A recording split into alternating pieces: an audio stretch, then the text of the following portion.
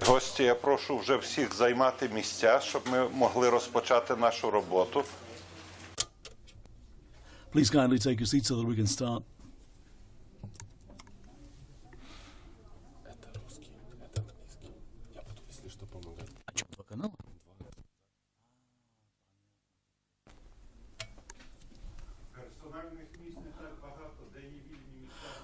Feel free to take any vacant seats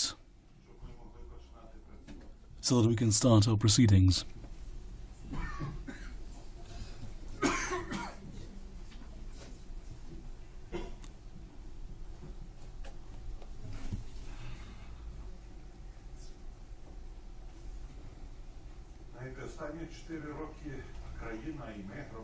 This country and its citizens of the past 4 years, we've been living in a very stressful environment faced with formidable challenges.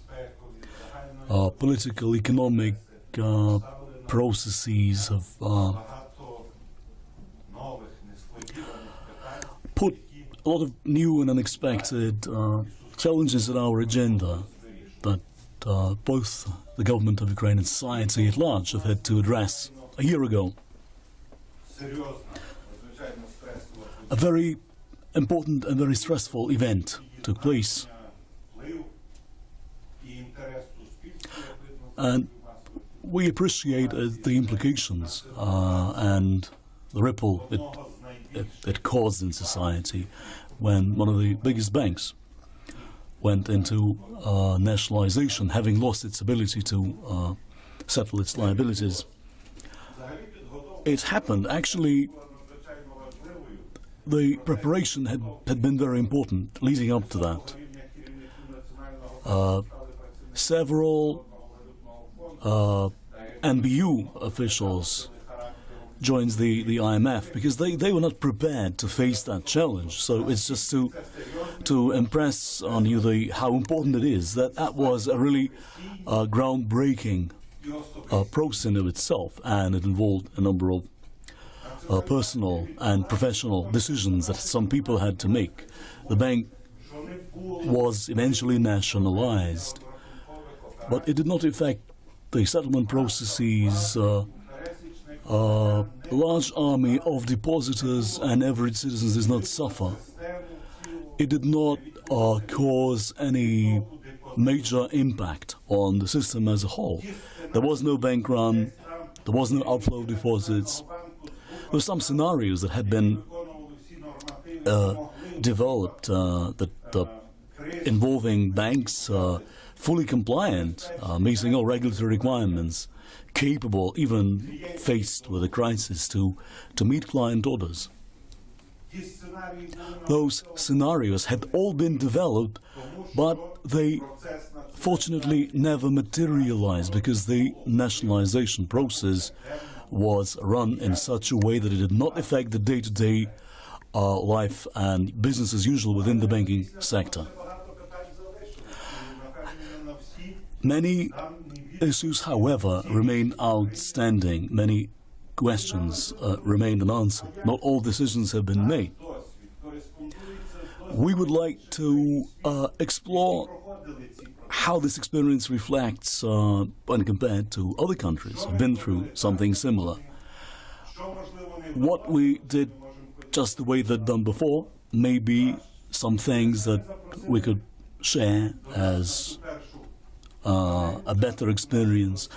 And to explore that, we're happy to welcome our representatives from Lithuania. I will be joined by Mr. Vahe is currently in a meeting with the Prime Minister. Maybe they're still assessing the damage caused to the market or something.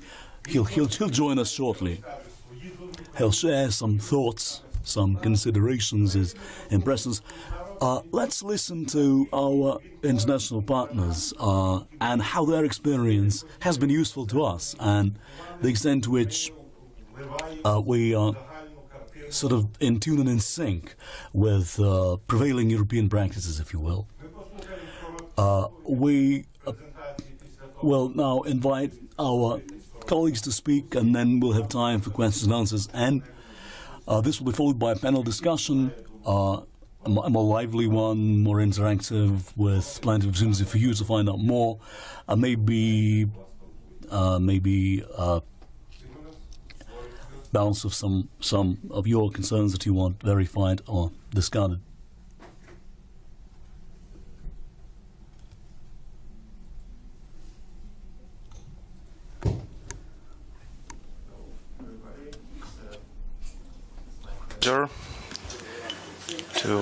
To give a presentation in your event.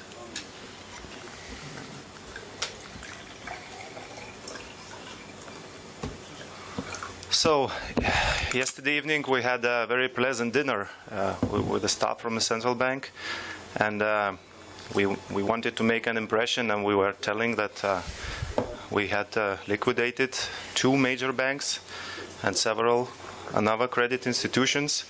And we heard from the colleague that you have liquidated something like 100 banks over the last couple of years. So I'm not sure if you will learn from us or we will learn from you, but nevertheless I will try to share some experience we had over the previous years.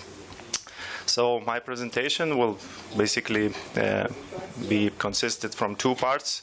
I will tell something about these 2 main bank failures we have faced since 2011, and then I will share some thoughts about the lessons learned and the way forward we see cleaning up our financial system. So let's start with the biggest case, the Snoras Bank, and as you can see in this picture. The former owner and the chief executive for the last 10 years before the failure looks like a very modest and decent person, and no one could have expected that something shady is happening in the bank, but actually it was. It was a 4th largest bank, and it had about 10% of the market share, and insured deposits was around 3% of GDP at the time, so quite a considerable amount. And they reported the book assets was 2.3 billion before the failure, but then when we made the intervention and the temporary administrator took over the bank, it seemed that the actual value of assets was basically 1/3 of the reported value. So it was a big hole in the bank, and first it was a nationalization. So we took over the bank over the weekend. We had to change some legal acts, some laws over a couple of days, because in 2011 we didn't have proper tools to make nationalization, to make proper resolution exercises. But then over the weekend we saw that the hole in the bank is so big that it's impossible to have a viable business with this bank going forward. So the decision was made to liquidate the bank and to pay out the deposits. And in 2011, it was still post-crisis times, so it was quite hard for the government to borrow enough money to pay out 3% of the GDP. So it was a tough decision, but I think it was the right one, because there was no future for this bank. As you can see here, the assets were increasing exponentially over the last couple of years before the failure, and our former supervisors always had some suspicion that something is maybe wrong in this bank, and it's only 40% of total assets where the green color was invested in domestic lending, and all other 60% were investments in foreign entities or commercial papers kept at foreign depositories. And if some line of the assets was becoming suspicious, we gave some orders to lower this part of the balance sheet, but then the other part popped up immediately. So they were just shifting these bad assets from one line to the other. So the reason of the failure is pretty sure. It was the suspected asset embezzlement actions of this decent and modest persons ruling the bank. And there were some simple symptoms. So quite a lot of assets were related to lending to non-residents, and in East countries, about 6% of total assets. It was quite a lot of investments in offshore companies, which was very difficult to assess and evaluate. It was a lot of liquid assets, so-called liquid assets, but it was held somehow not in Lithuanian depository institutions, but in Switzerland. And in 2008, when we had some volatility in deposit market during the global financial crisis, these assets, which were claimed to be very liquid, they actually were kept constant, and the bank had to sell not so liquid assets to cover up the deposit volatility. So then it gave us another reason that something wrong is happening with these assets, and we need to contact Switzerland and to ask whether this money actually exists. And the answer was that they are not, and then it was kind of a final job and a final answer for us to intervene into the bank. And of course, it was a lot of another exotic assets. The bank was the owner of some media groups. The bank was owning 2 car companies, the Swedish Saab automaker and the Spiker cars. They were making sponsorship for Formula 1 team.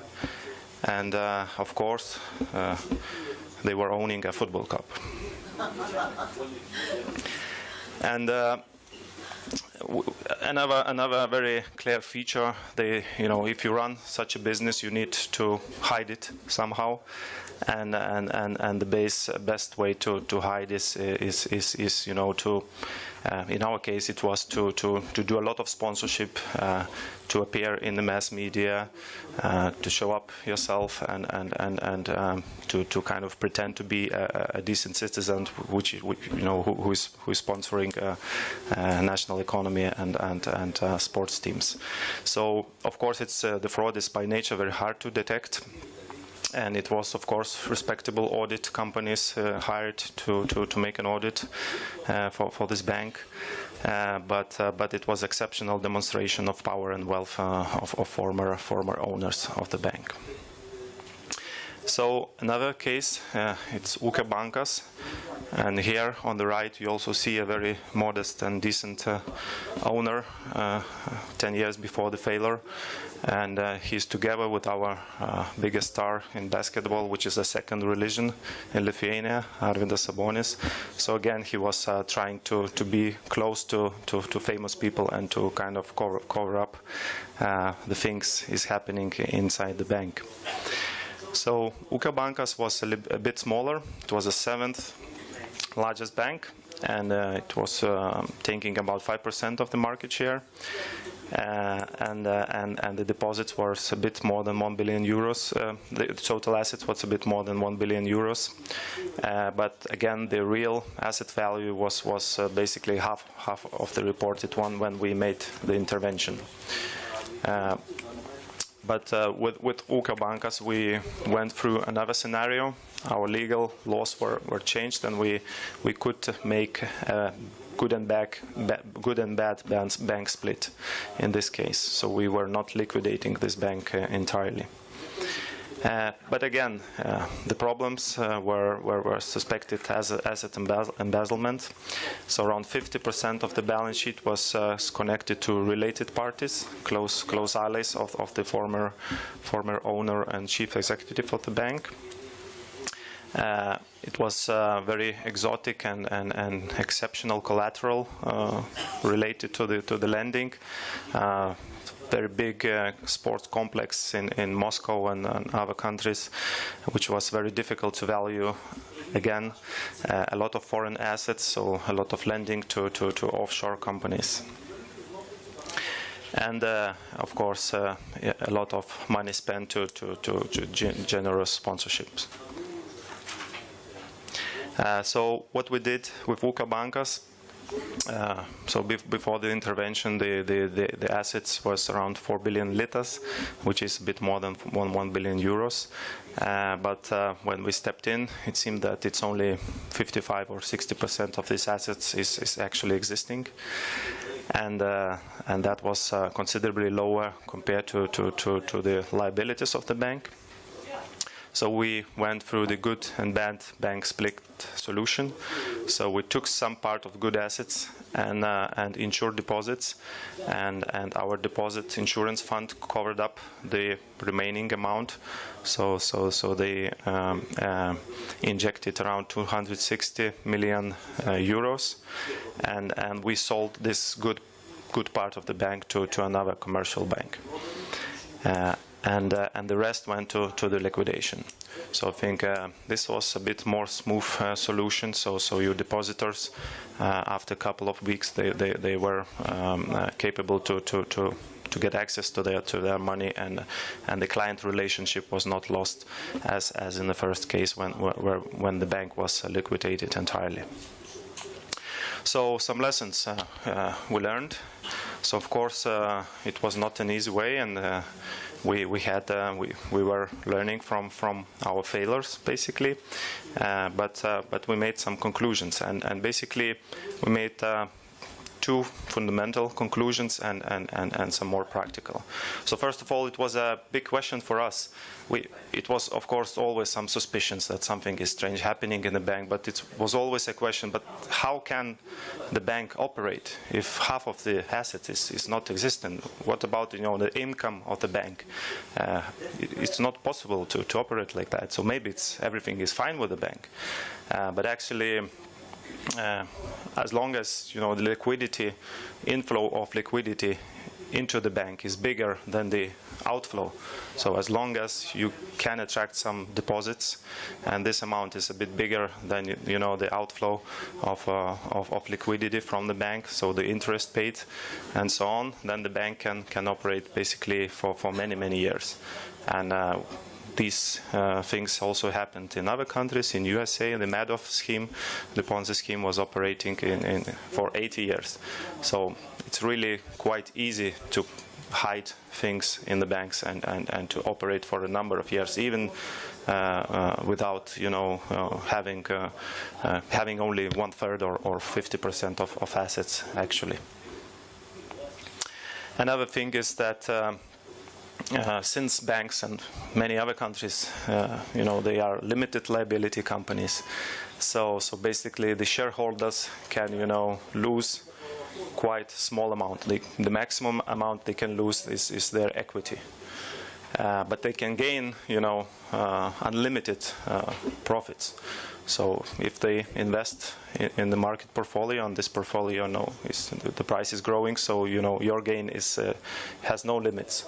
So it's very asymmetric incentives, and even if it's a worst case scenario and this equity is funded by bank loans or other sources, so it's basically not your money as a shareholder invested in the bank, then this asymmetry is getting even worse. So we made some practical solutions from this experience. And we took some lessons. So of course supervision is basically a slow and legal process. So you are always kind of chasing the tail, and you are always 2 steps behind the bank. And it's always easy, to be on the safe side and to follow formally the legal acts, and just to kick down the can down the road, and to kind of postpone the solution. But of course, the problem is only getting bigger over time. So the sooner you intervene, the less consequences and the lower losses you will incur. External advice. We also, when we saw that something is strange happening in Snora's bank, we just simply called Swiss colleagues and Swiss supervisors, and we asked them to give us some information about the assets held in Switzerland. And believe me, it was quite a good cooperation. They sent an answer, and we took the following steps. So it worked. We also tried to kind of corner the bank, so we gave some time limits for the bank to, you know, to show that this money is existing, to transfer at least part of this money back from Switzerland to Lithuania. And we asked to transfer back just 5% of the money, and they failed to do that. So it was another kind of lesson and an example that something is wrong. And in the end, as a supervisors, I think we need to be a bit more risk-taking. So if it's a 50-50 chance that our actions will be successful, we need to take a chance and to do it. Otherwise, we will not be moving forward. Of course, we need more discipline in the banking sector. So, as I showed you, this asymmetric incentive. So, the more capital the banks have, more skin in the game is on the table, and that will lower the risk appetite for the banks. Risk-based versus rule-based supervision, again, we need to be flexible and not, you know, follow formally legal acts, which is very, very kind of static. We need some effective resolution mechanisms because, yes, liquidation is one option, but it's a quite painful option, and it creates some volatility in the market. And we need preparation, of course. So we need to run, and Vaida will talk more about how we prepare for the resolution actions. So it's a very long and thorough process. You need to, you know, make some crisis management exercises and so on.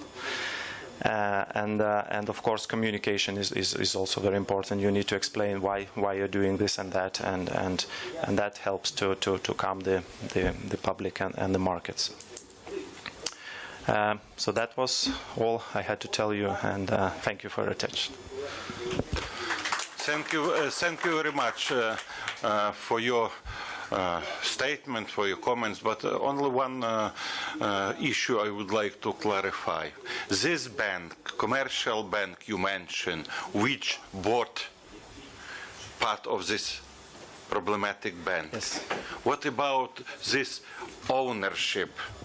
Is it was state ownership or private ownership? So it's very important for our experience. Yes. So this bank was basically privately owned by. Thank you. Yes. But part of the ownership was also coming from the European Bank of Reconstruction and Development. So that was a good partner again. Because there are a lot of ideas in our country that one state-owned bank can or should buy another state-owned bank. Thank you so much for your contribution. Why the floor is yours, please. Привет. Все хорошо. У вас?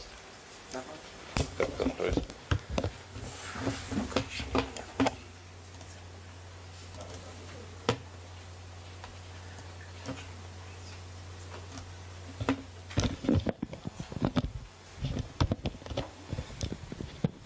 Thank you very much for the invitation and opportunity to speak here. As my colleague Simonas was speaking about the actual cases we had in Lithuania, I will talk more about the new resolution regime in the European Union, and also we already had the first European resolution case, so I will also talk about the experience we got from that resolution of the bank. So then the bank fails. The problem is that the money is not there anymore. And the main question is who pays the price? So who gives the money that is gone? And the answer developed throughout the time. I will talk a bit about this evolution, and hopefully we have arrived at the right answer finally, and that is resolution. So before this regime was in place, there were basically two options. First option is bankruptcy, and maybe this can seem as a natural choice. Then a private company becomes insolvent. Insolvency statistics in the European Union shows that 500 companies go bankrupt in the European Union every day. And it doesn't shock anyone. It seems to be a very natural process in the free market. However, it's not the same for the banks. And during the bankruptcy, the price should be paid by the creditors and investors that invested in the bank. However, in fact, society has to pay a big price as well. And the good illustration is the case of Lehman Brothers. I think all of you know about this case, and even in the financial world or banking world, the time sometimes is counted before the Lehman and after the Lehman for the very right reason. So in that case, the regulators thought that the bank should fail. Like as any other company, the bank should be allowed to leave the market on its own without any help from the state. However, its importance was misjudged. So no one actually could think that confidence and trust is very important, and it's very important in the financial markets. Actually, financial markets are based on trust, and if you remove this base, then the subsequent collapse is happening. Lehman's was not a regular deposit-funded bank. It had a lot of connections with the rest of financial system, and when in bankrupt, no one could work out their position. So no one knew who is solvent and who is not. So the wholesale funding just froze for some time, and those banks that were borrowing in these short-term wholesale markets to invest in long-term projects got into a big trouble. And it was just catastrophic consequences for them. So it was clear that maybe Lehman shouldn't have went into insolvency as such, and some other choice could have been made for this bank. And the price that was paid, it was not only like creditors or shareholders, but very wide, even global society that had an implications from this particular failure. So unless the bank is really small and insignificant, then bankruptcy is not an option. So what was the other option? The second option is for the taxpayers to pay the price. So it's bailout. Taxpayers pay. Risk of contagion is low. It seems that this could be maybe a clean option to deal with a failing bank. However, it's not so innocent as well, because the banks are becoming really large. Their contribution becomes very big in the society, and sometimes the price of the bailout that countries had to pay was around half of their GDP. For example, Ireland, to bail out banks, had to pay 40% of their GDP. So of course this gives consequences for such country: significant budget cuts, increase in government debt, and it affects negatively the real economy. Of course, there are examples when states got profit out of such bailouts. Then they subsequently sold this bank to the market and they made a profit. However, it's not always the case. And then bailout happens, it's not clear that this will be the actual outcome. So more information is also needed from the regulator side when they are taking this decision. However, they have to act quickly, so they don't have so much time to investigate and evaluate what would be the right choice for that bank. And of course, such implicit guarantee, it also gives negative incentives for the investors. Before the resolution regime, investors could rely that the governments will bail them out. So they could invest in any bank without really having to consider if it's having a good business, making good investment choices. And the banks were getting cheap money. They were investing them even more, so banks were growing even larger in size and becoming riskier. So the incentives were very wrong. Investors were getting all the profits, while taxpayers would get the loss if things go wrong. So something had to be done. This became clear, and after a financial crisis, the answer was resolution. So what do we do?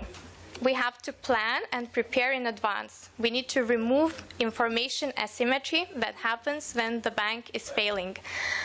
And the second thing, we have to prevent the use of taxpayers' money. So we have to shift the responsibility and losses back to the shareholders and investors.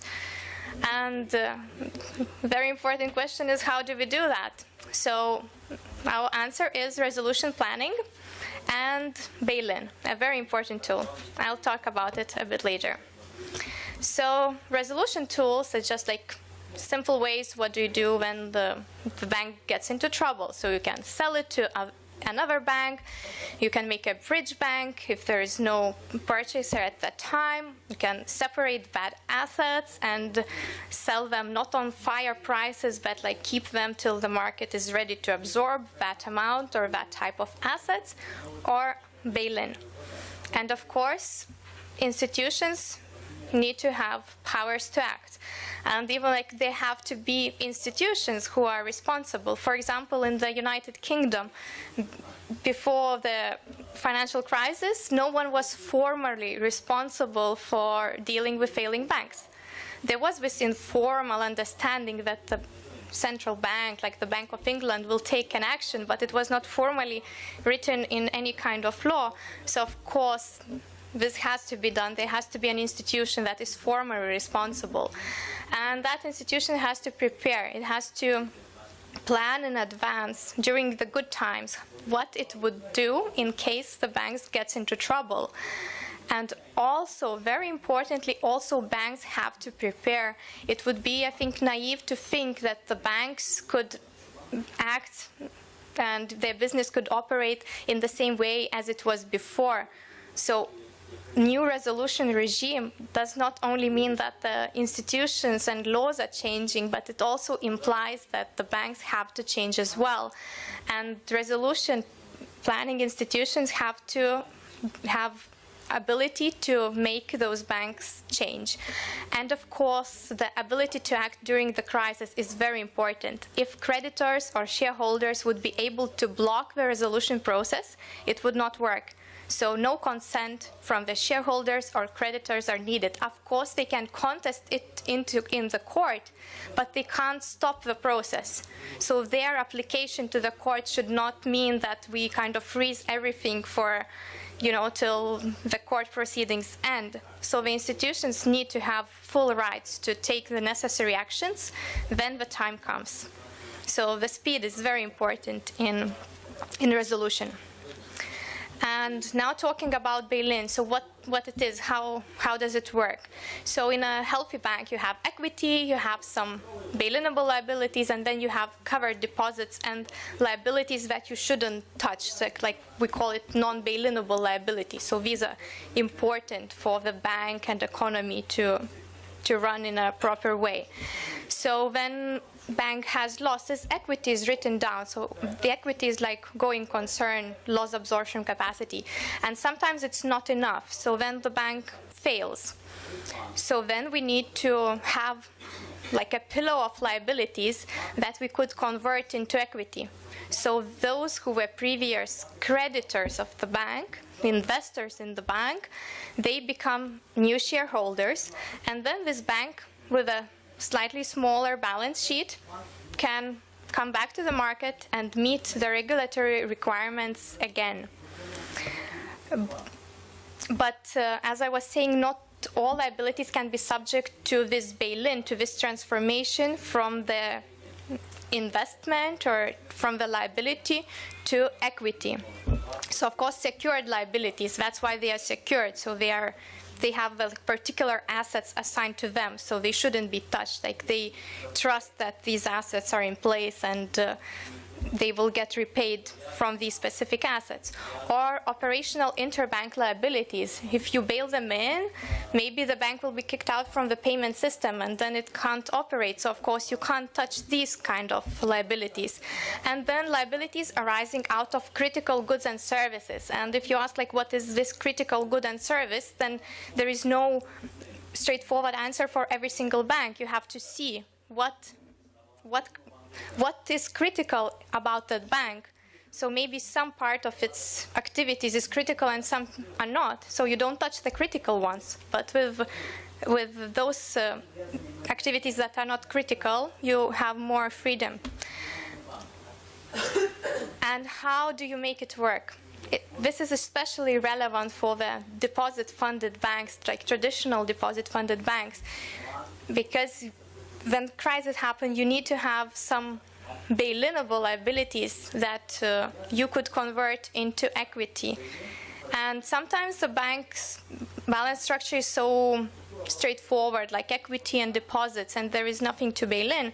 So that's why resolution authorities can request a bank to hold this extra pillow of liabilities that would be used when banks get into trouble. So in the European Union, it's called minimum requirement of eligible liabilities, MREL. Globally, it's called total loss absorbing capacity, TLAC.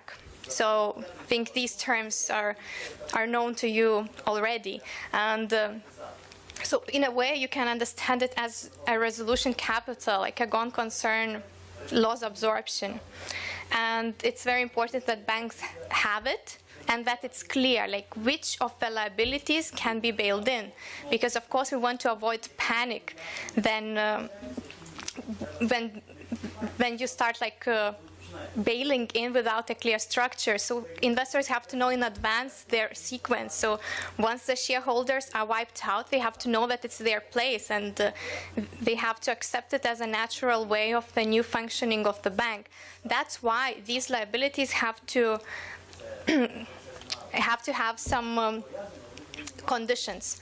So a very important condition is that eligible liabilities can't be redeemed they have to have maturity of at least 1 year. Because if there won't be this kind of maturity requirement, when banks get into trouble, they would quickly go away. And of course, then you won't have anything to bail in. And in a year, if they are locked in a bank for a year, then of course, when things go wrong, they can't escape. And after a time passes, maybe the situation changes and they don't want to escape anymore.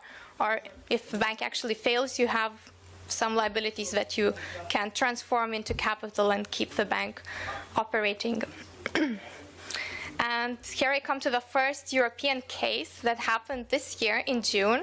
Of course, it wasn't the first failure of a bank in the EU, like clearly not. It's just like the first bank that was dealt with under the single resolution mechanism, so the Eurozone common rules.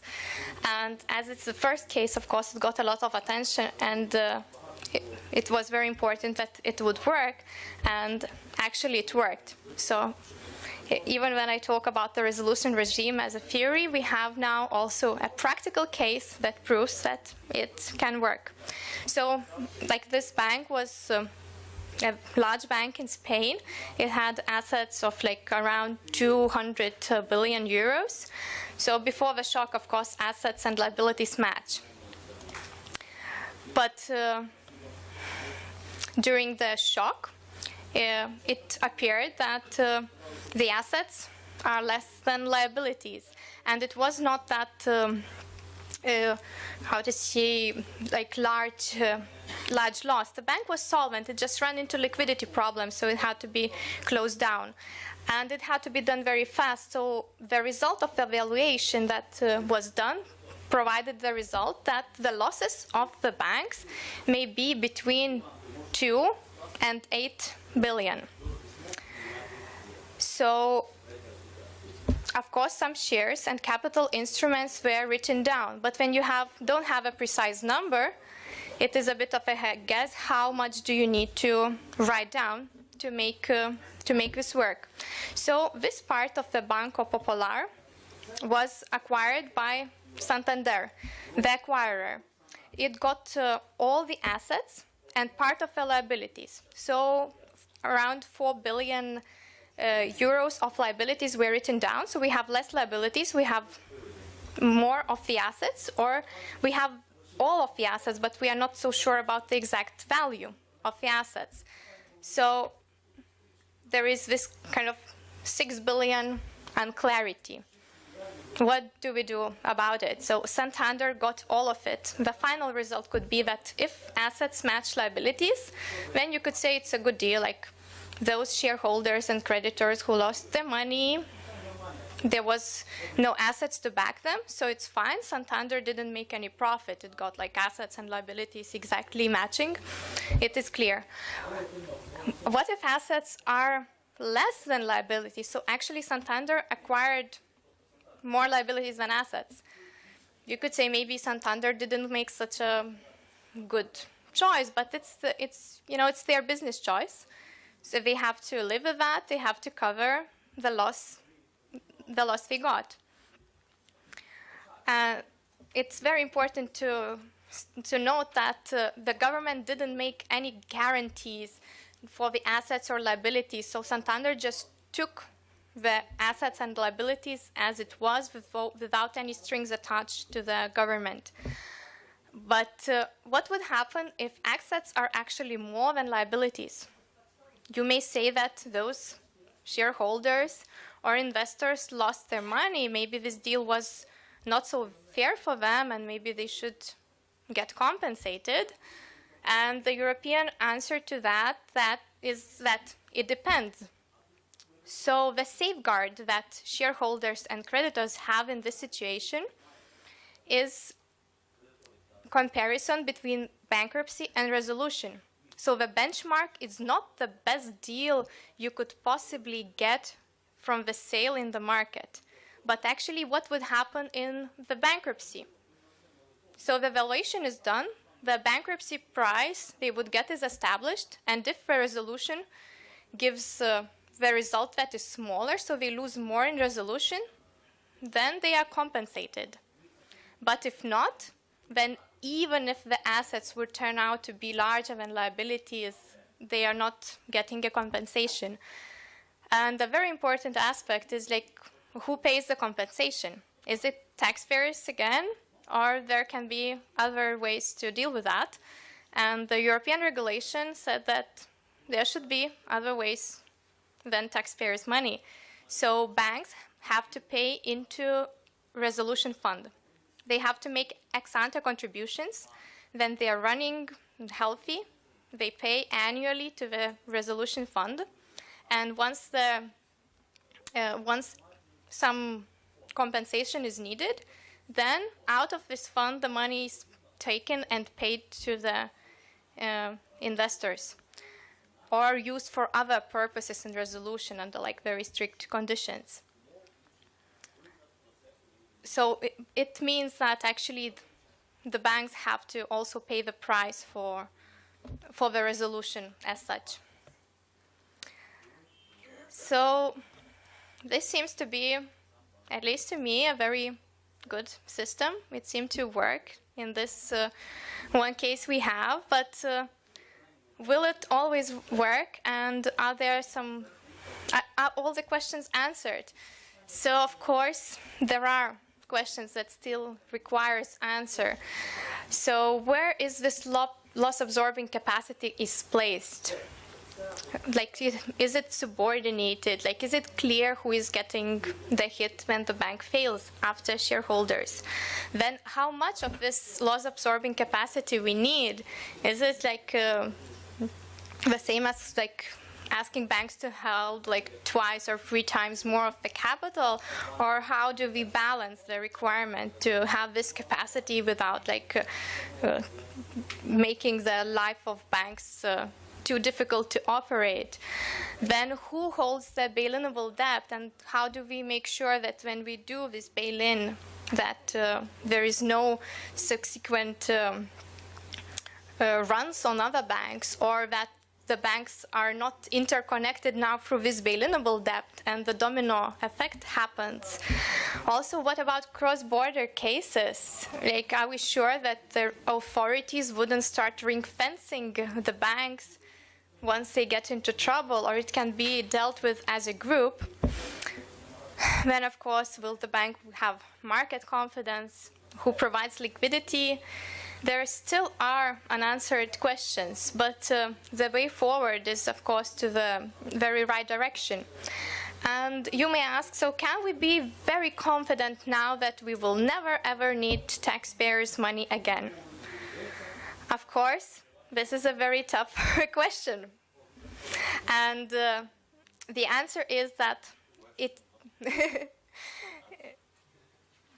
a quick question and the answer. So the question is very, very good, very valid, and very difficult. And the answer is that not in all the cases. There may be exceptional circumstances, like very exceptional circumstances, when the resolution tools don't give the right result.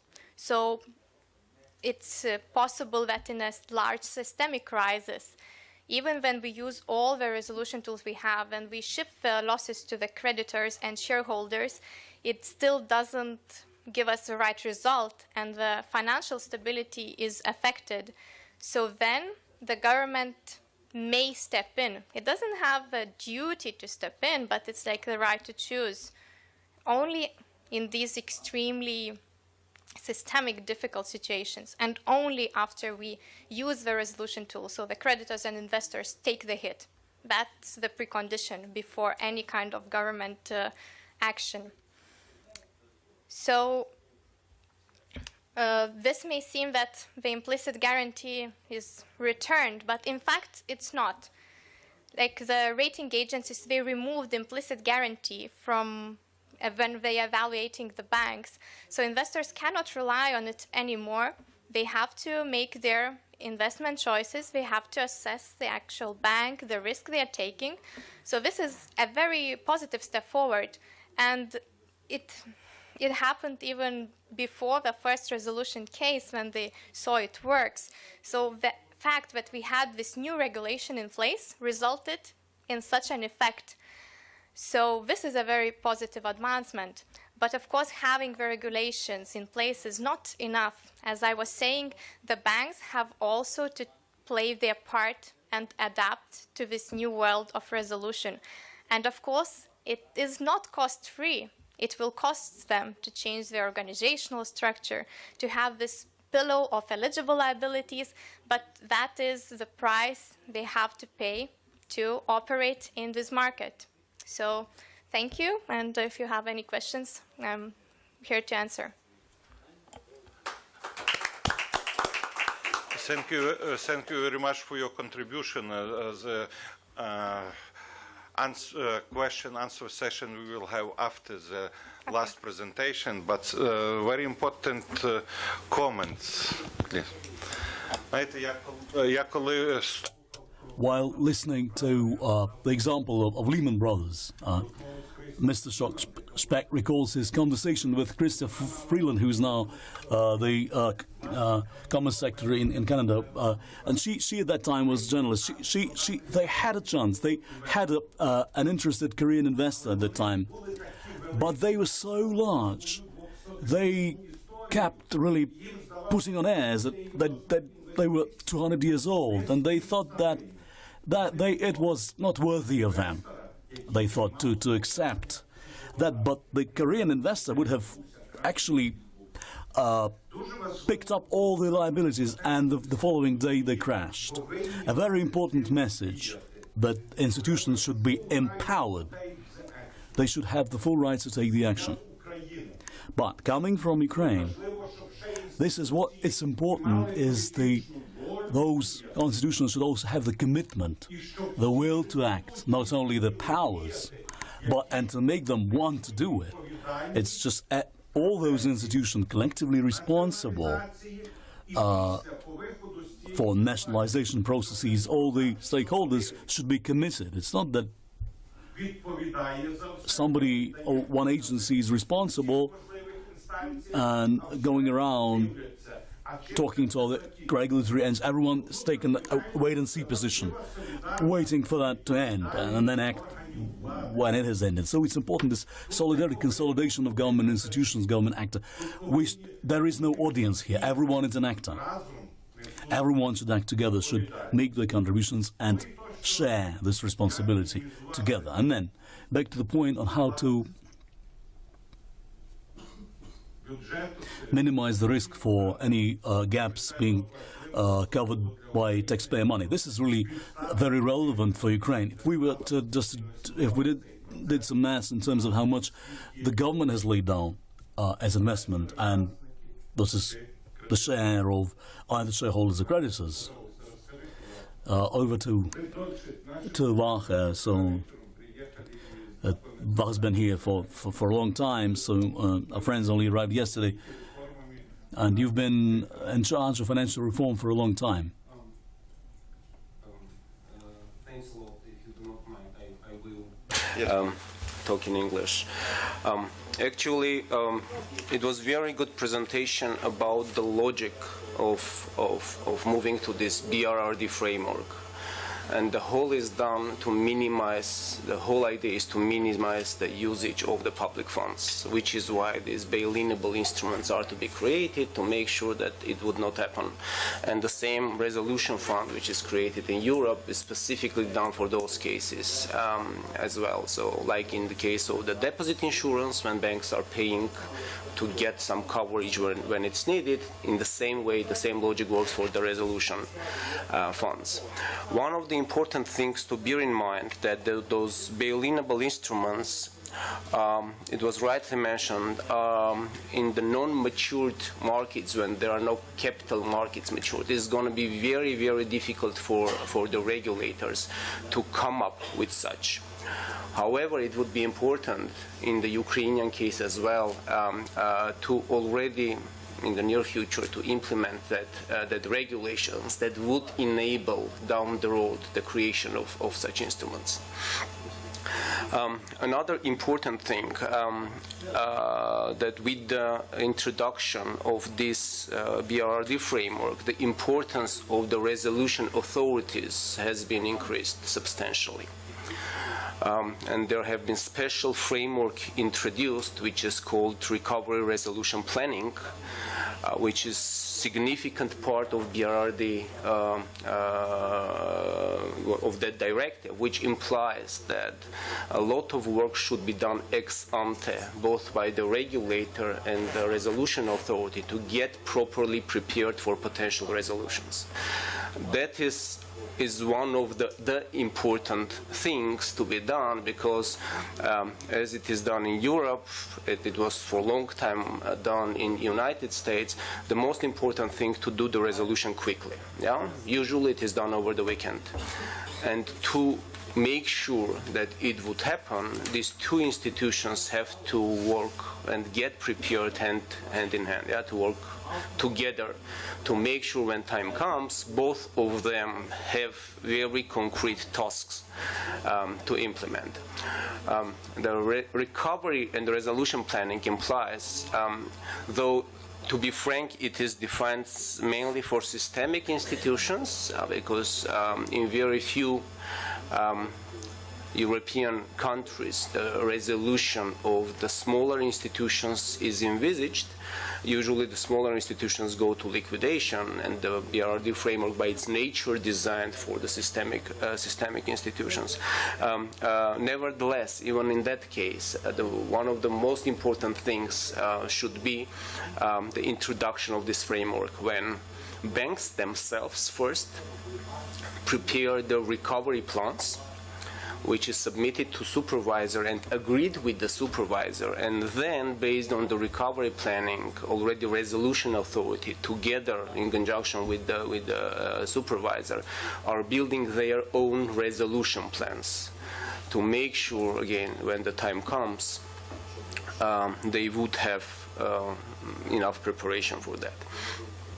Another important thing to bear in mind that the introduction of BRRD framework has given more powers and some enforcement powers to resolution authority per se, though it is perceived that it is highly unlikely that the resolution authorities will use them, because there is very good cooperation in Europe between resolution authorities and supervisors.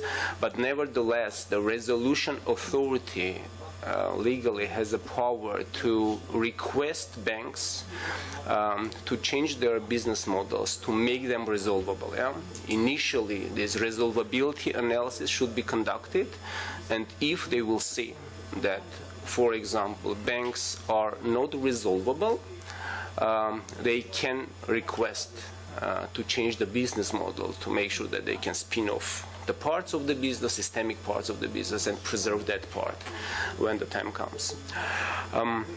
This is the work that's already undergoing in Ukraine.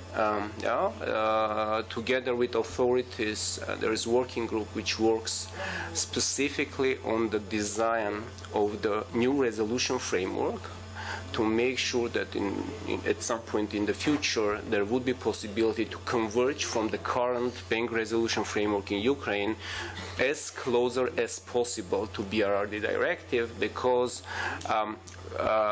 not all the stuff would be right way implementable in Ukrainian realities.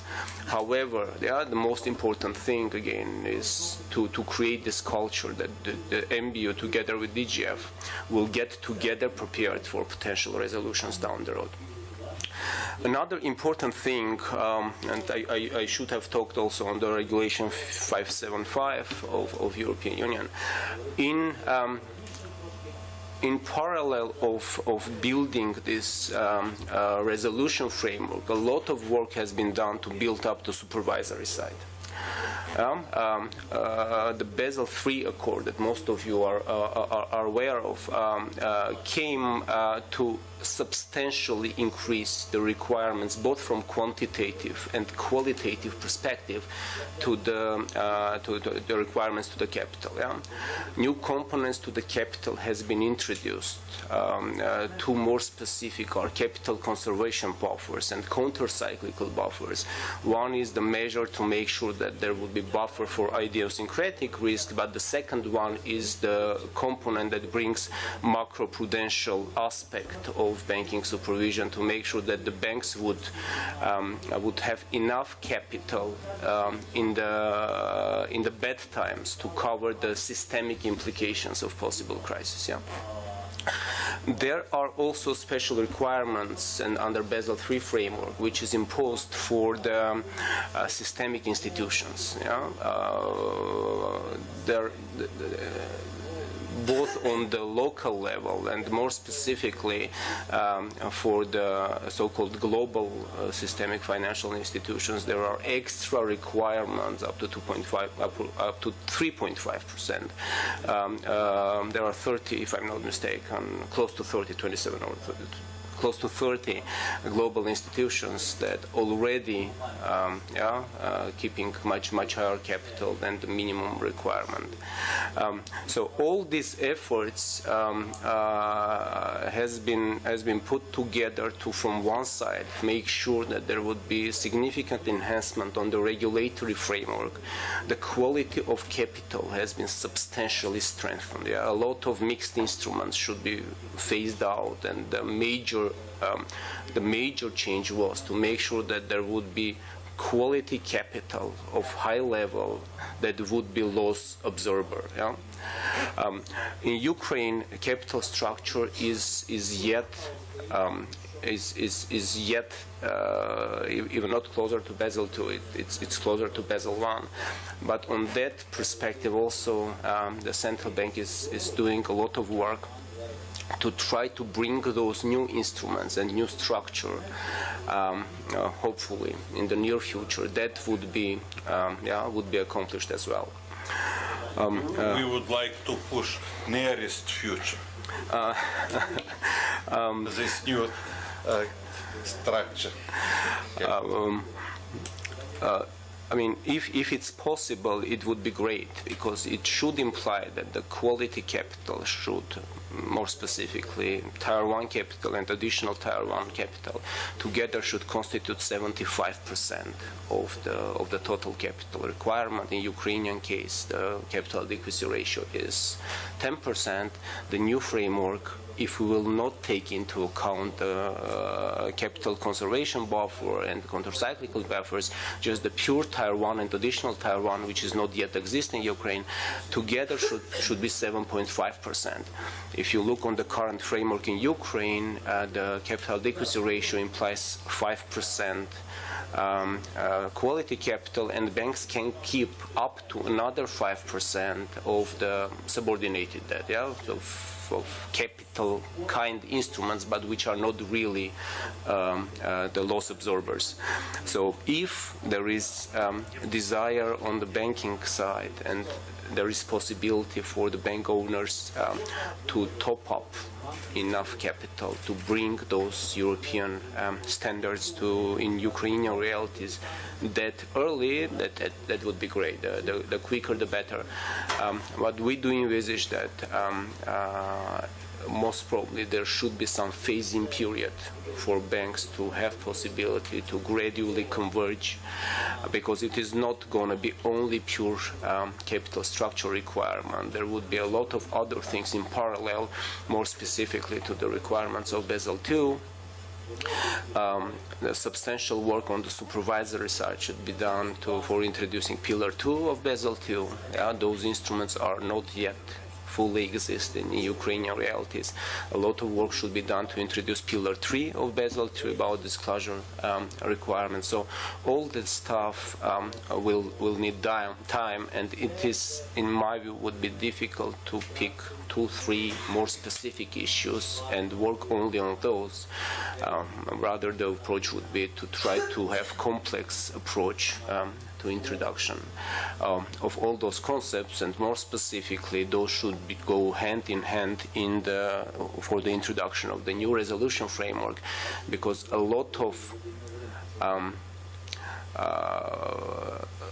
the new resolution framework, by its nature, begins from early intervention framework on the supervisory side. So these two concepts have to be developed and introduced in parallel to make sure that there is proper understanding and cooperation between MBU in Ukrainian case and Deposit Guarantee Fund.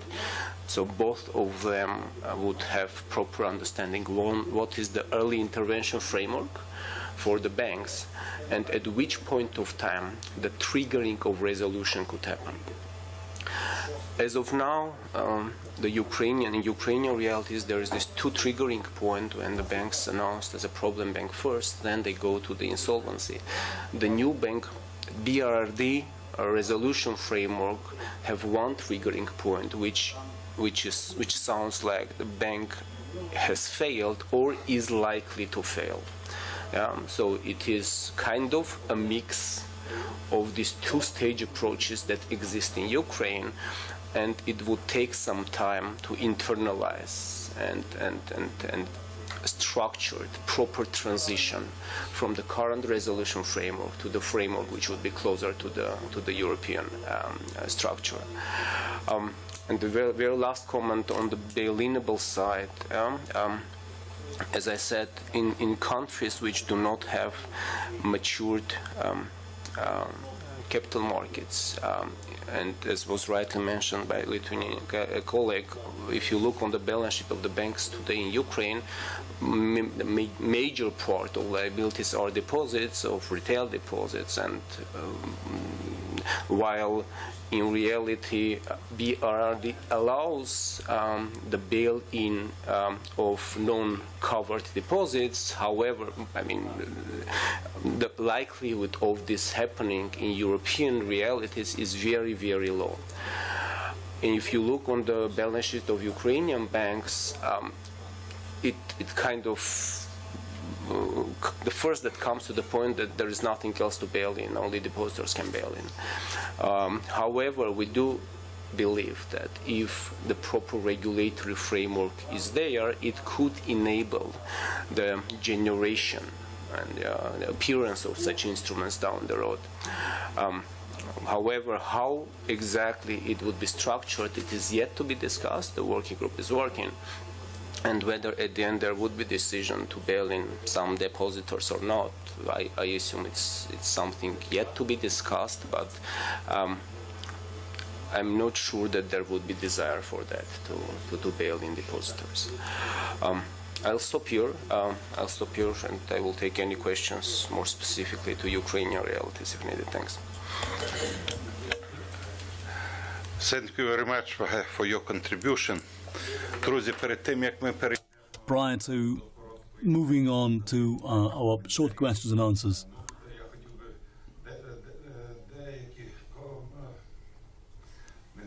коментарі з того, що я just to make a couple of comments just from Vache's talk, that he argued that bank resolution should actually turn around fast over the weekend. It's what we've done, but you know what? That memorable weekend, over a year of preparation had gone into preparing for that weekend, and it's a call to all stakeholders. It's not only to the regulators; it's the banks. The bank should change its business model rather than keeping up business as usual, keep sitting on what they always held and only asking for more money from the government to cover their losses. As more losses arise or new holes in the capital open up. What is really very rewarding to hear, and this is something that we look forward to Ukraine embarking on, that whenever a bank has been nationalized, it should start selling off, spinning off some parts of its business and raise money in order to minimize the price paid by the taxpayers. And it's really very rewarding to recognize that both the regulator and our esteemed partners providing technical assistance to Ukraine, that we are putting our heads together with market participants, and we are all advocating for a new deal in terms of new capital structures, new market instruments that should be generated that could be qualify as bail-inable, so that banks eventually set enough capital aside for the rainy day. Look, like we're gathered here and everything seems normal, and it's like still a normal time, but we should prepare for crises in advance. We don't have much time, but it's just to let you ask any questions. Who would like to start? Please introduce yourself. Victor Zich from Chvila, an online media outlet from Dnipro. Two questions. The famous economist Andrei Larionov has been criticizing the National Bank, especially referring to 2015-2016. Look, if you take the courage to refer to somebody as famous where? World famous, now working in the United States. He's known in Ukraine and Russia. How famous he is in the US is anybody's guess. Okay, let me finish. When talking this May at the Ukrainian Institute of the Future, he showered criticism on the National Bank's interventions during 2015-2016 that actually was really conducive to the crisis that we are all having to grapple with. Don't you find that, based on what we heard so far, in the current circumstances, is putting money under the mattress the safest option now, rather than taking money to banks? So when why Mr. Speck intervened about him being famous where? So it's a big proponent of. Okay. So where he is now, based in the United States, there are economists who are a lot more famous than he is, if you read what they are writing about this. So this very complex and painful processes that have evolved when the since Ukraine's banking sector went into reform. Most economists have actually spoken in a positive tone. All leading economists, leading authorities from the World Bank, the IMF, claiming global acclaim and having a lot of experience globally in trying different instruments. So while respecting Mr. Ilarionov's viewpoint and celebrating and respecting his right to voice his opinions, Mr. Speck would like to use his prerogative as president of the Independent Banking Association of Ukraine. We proceed from the viewpoint that the reform currently underway within the banking sector is probably one of the few reforms in Ukraine that has succeeded. And against the background of depressed economic growth, that the banking sector is recovering slowly but steadily, recovering its profitability. This is not something that we are hearing from Ukrainian bankers, but from citizens, from their day-to-day interactions with the banks, as deposits have re-embarked on a growth path and local currency lending has resumed. So, Mr. Speck would like to strongly encourage you or media representatives, please do not listen or else only heed one economist, but seek plurality. Like putting money under the mattress or in a glass jar. Yes, it is a safe haven. You're putting money there, but there is no accretion of capital. Is an essential service that a bank provides.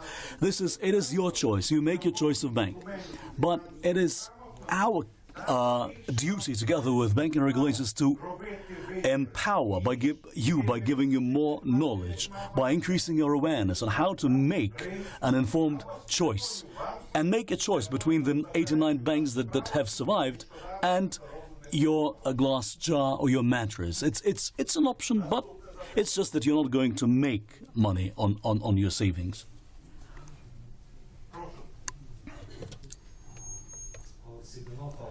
Alexei Blinov, Alpha Bank. To our Lithuanian colleagues on this, your Snoras case of resolution in the other bank. So in your presentation, you were talking that it was much about regulatory ambiguity, if I may. So you cannot push, when it is obvious by the formal rules, it is obvious that it's far too late to intervene. So from your experience with those two banks, can you elaborate what is the balance between, these formal or regulatory rules and your ambiguity in taking this decision? And the second question, which is maybe very important for Ukraine, for what's your experience, it is likely when you intervened into these banks that you had this media campaign, maybe initiated by the former owner. So what was the PR strategy for the central bank to tackle this? Thank you. Thank you for your question. Yes, it's a very hard balance between these formal rules and really proactive actions. So, but I think it's rules are rules, but it's also very important how do you implement these rules. And you can implement it very formally, and you can, hide under your table and pretend that you do not have any measures at your hands. But you can also look at these rules from different perspectives, and you can find some tools and some options to use these rules. So I think it's very important to have a right attitude from the regulatory institutions and to look with different eyes to the rules. But it's also important, I think, in a way we can say so, to take risks from the supervisory perspective. So we had many options, many instances when it was 50-50 chance if we will take a right decision or not. But we took a risk, and some decisions were right, some were wrong. But without And have a ailing. glass of champagne. Yeah. I think Wayne Gretzky once said that if you want to hit a target, you need to shoot. If you're not shooting, I mean, you will never hit it. So you need to do something. And regarding the media campaign, of course, all these shady banks, they invest in this makeup and they appear in the media, and it's really hard to fight against it. But we just try to do our job the best way we can, and we try to explain it in a simple way to the public. So that's our option. Thank you very much. Там мужчина Konstantin Medyanik, Aktualna Pravda, a journalist. You stated that that the banking sector was recovering, banks returning to profitability, but according to Ukrainians, the National Bank of Ukraine is a failed system. It hasn't had a governor for 6 months already. Gontareva is on leave, but she's sort of still present there. It is still in the dark. When banks have failed, but okay, some people find out earlier and take their capital out, even though Financial Monitoring Authority is supposed to conduct oversight. How is that capital flight, and why is it not picked up by financial monitoring? Now we are down to 89 banks. Maybe there are some other banks in the pipeline that are going to face a resolution. Maybe their shareholders are already taking out all capital they can possibly take out. Who is that question directed at? It is. Mr. Speck is really very grateful and appreciates the two really hold him in such esteem as an authority on banking, being the chairman of a banking association. Can you please turn his microphone on? Thank you. It's the market. There is the supervisory agency that's responsible. Mr. Speck has worked with each governor of the National Bank of Ukraine, and he's known each and every one of them. And if you look at what's been accomplished recently, since 2014, around this period of time, the seeds were sown, had been sown a lot earlier than recently. So whenever you say we Ukrainians, we are seeing this or we are seeing that, please bear in mind that we started out with a very large number of banks without a business model at all, engaging in the type or types of business that was not fair banking. The reckoning time has come. And depositors, taxpayers, it's because, why this came to a head, because other problems in society were getting more pronounced. So it's not being a big advocate of Ms. Gontareva, but it's under her leadership that treatment started, therapy started, and the problems that had been built up over the years.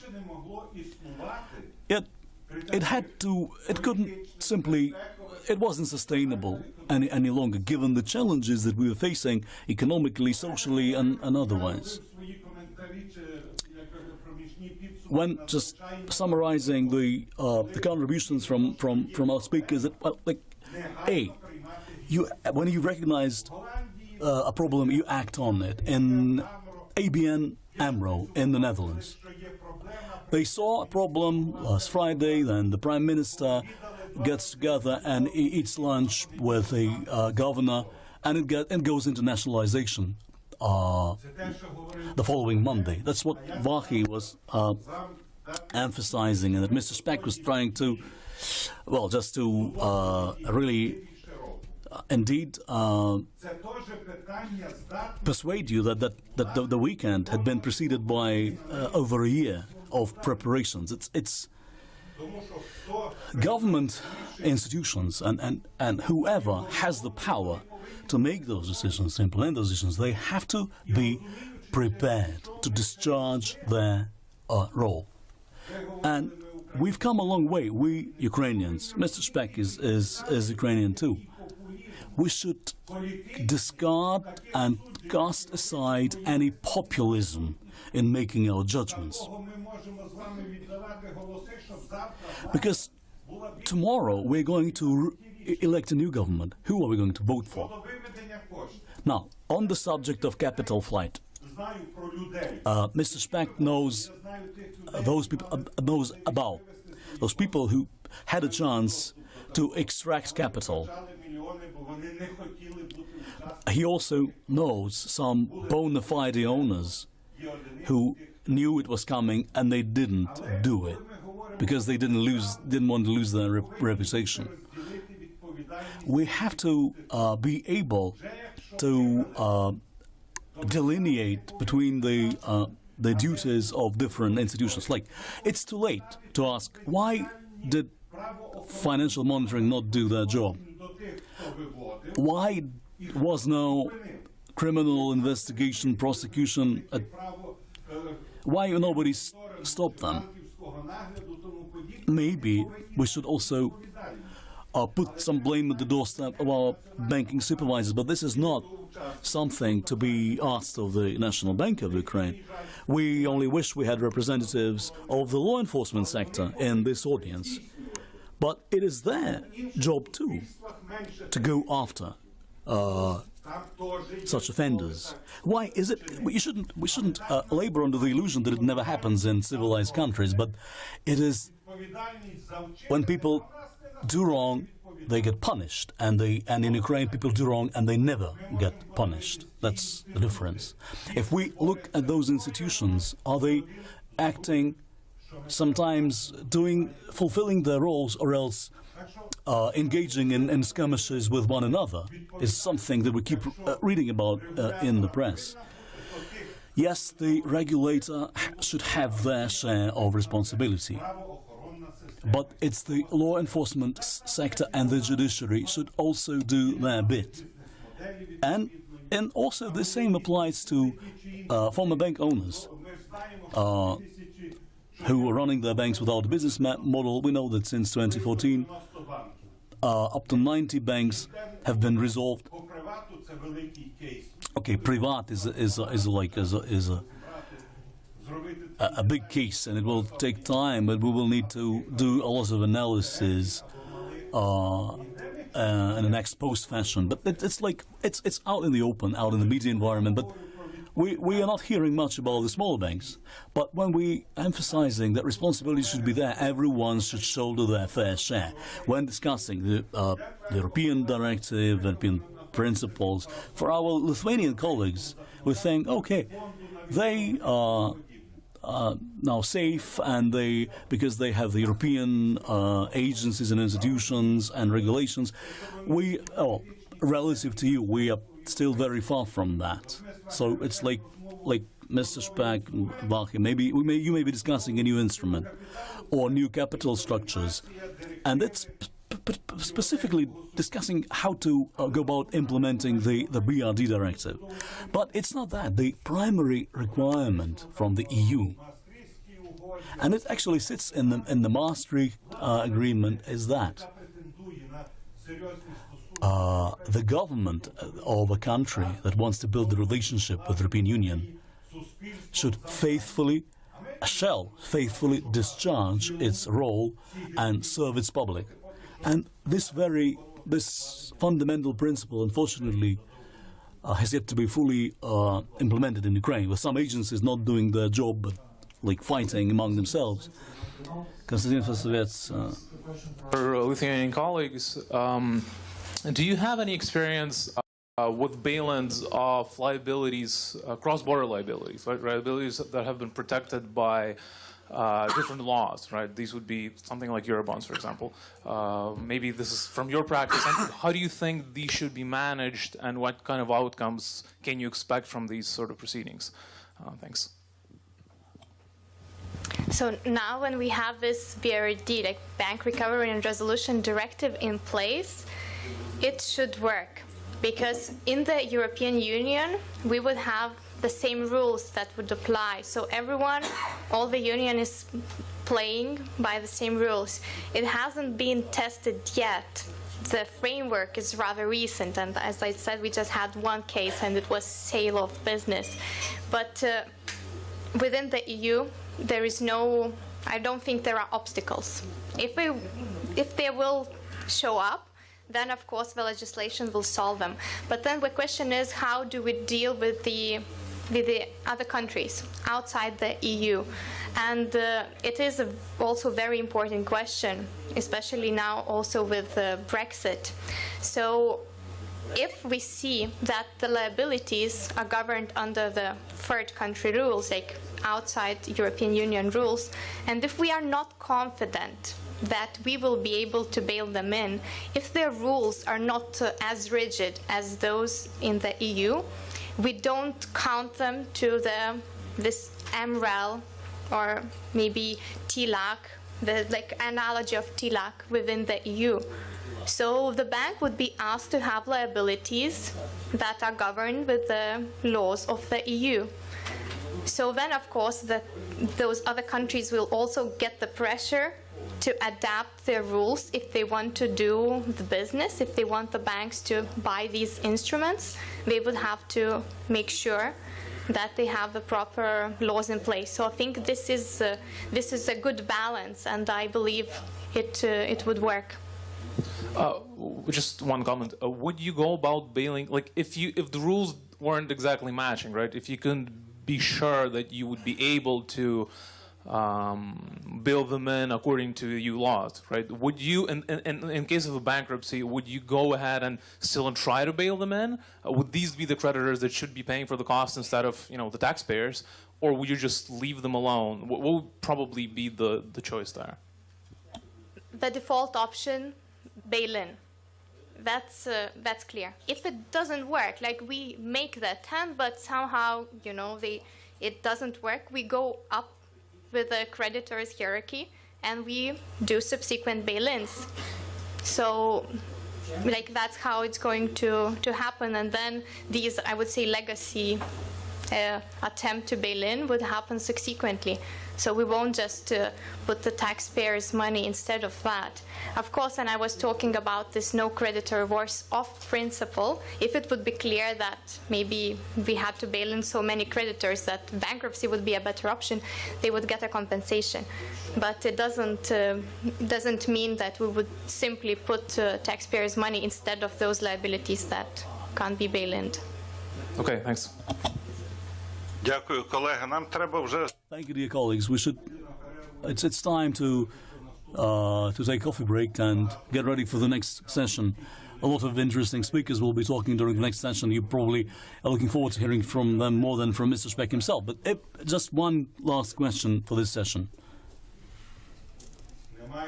None? Thank you. Now then we take a coffee break and we are back here in 25 minutes. Thank you.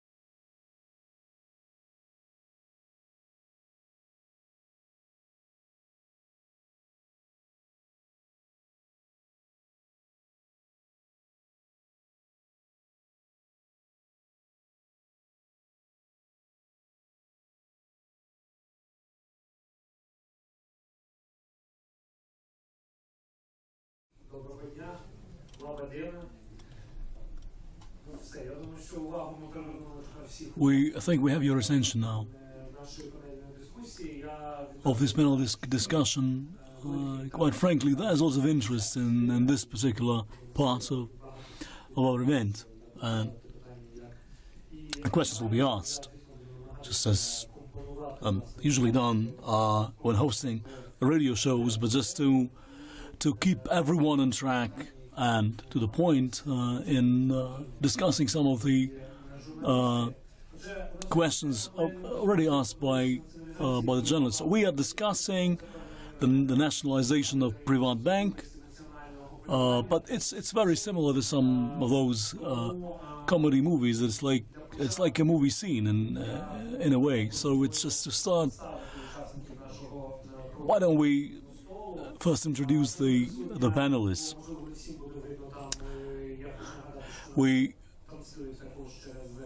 This event is also being webcast on the NABU website. This NABU, we have two NABUs. This is the one. NABU is the only one that is legally registered as NABU. You're going to address this maybe separately. Ms. Katerina Roshkova, a deputy governor of the National Bank of Ukraine, who is in charge of banking supervision, Mr. Roman Shpak, president of the Independent Banking Association of Ukraine, a former vice Prime Minister Vladimir Vlavrenchuk, whom many know as a composer, as a singer, and he also happens to be the CEO of Raiffeisen Bank, Aval, one of Ukraine's largest banks, on the record of the DGF, who is responsible for selling off banking assets from failed banks, and Mr. Yablonovsky from the reanimation reform package NGO responsible for economic strategy. Just to start out by sharing some statistics with you about Privat Bank as one presentation. If we were to compare the balance sheet of Privat Bank as of the 1st of October, year over year, over the 1st of October 2016, it looks like there's not much change. The nominal value is only changed by 6%, slightly edged down in local currency, speaking of total assets. If we look at deposits, client deposits have grown by 2%, specifically 3% in retail deposits, and some of that comes from foreign currency translation. We know that at least half of those deposits are denominated in foreign currency, and a slight, only 1% decline in corporate deposits. At the same time, we've seen quite substantial changes in some other balance sheet items. Something we're going to address. If you look at loans in local currency, a 72% increase in retail loans and 26% increase in lending to corporates, and we understand that provisions have also increased to a total of 191 billion hryvnias as of the 1st of October. So it's just throwing those numbers out to you. If somebody needs to make a correction, feel free to do so at an appropriate point. Now, we'll begin by handing over to Dmitry Yablonovsky. In his presentation, he's going to speak about a strategy of state property management.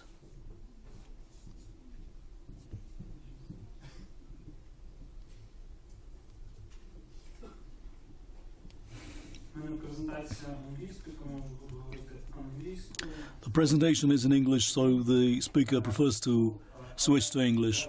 Remarks regarding what should the state do with nationalized banks. Basically, we have one nationalized bank, so the focus will be naturally on this particular bank. First, I would like to mention that the problem of nationalization is not unique to Ukraine. We already had quite good examples and discussions in the first panel, and you see here that there were quite many examples during the previous financial crisis in Europe, but not only during the crisis, but after after the crisis, there were also some cases of nationalization. In Ukraine, in 2016, we had a previous strategy for state banks, but then everybody, as you all know, occurred the nationalization of private bank, and the consequence is not only the problem of nationalized bank, private bank itself, but also that the state as an owner got the dominant position of the state on all segments of banking services. What was private bank before nationalization? It was the biggest bank in Ukraine. It was considered by many experts as the most innovative bank. It had also leading positions in services for small and medium business, and also almost 60% of banking cards were issued by private bank. So what happened after the nationalization? The state injected almost 140 billion hryvnias into the capital. The major problem of the bank was that 97% of corporate loans were issued to related parties, and most of them are non-performing, if not all of them. Maybe National Bank can correct me in this. And also currently, because these loans are not serviced, basically, the revenue is generated mostly from the bonds, and these bonds generate lower revenue than the interest rates on the deposits, which results basically in losses for the bank. Also, there are several lawsuits, both by the bondholders and ex-shareholders, which also create additional problems for the operations of the bank.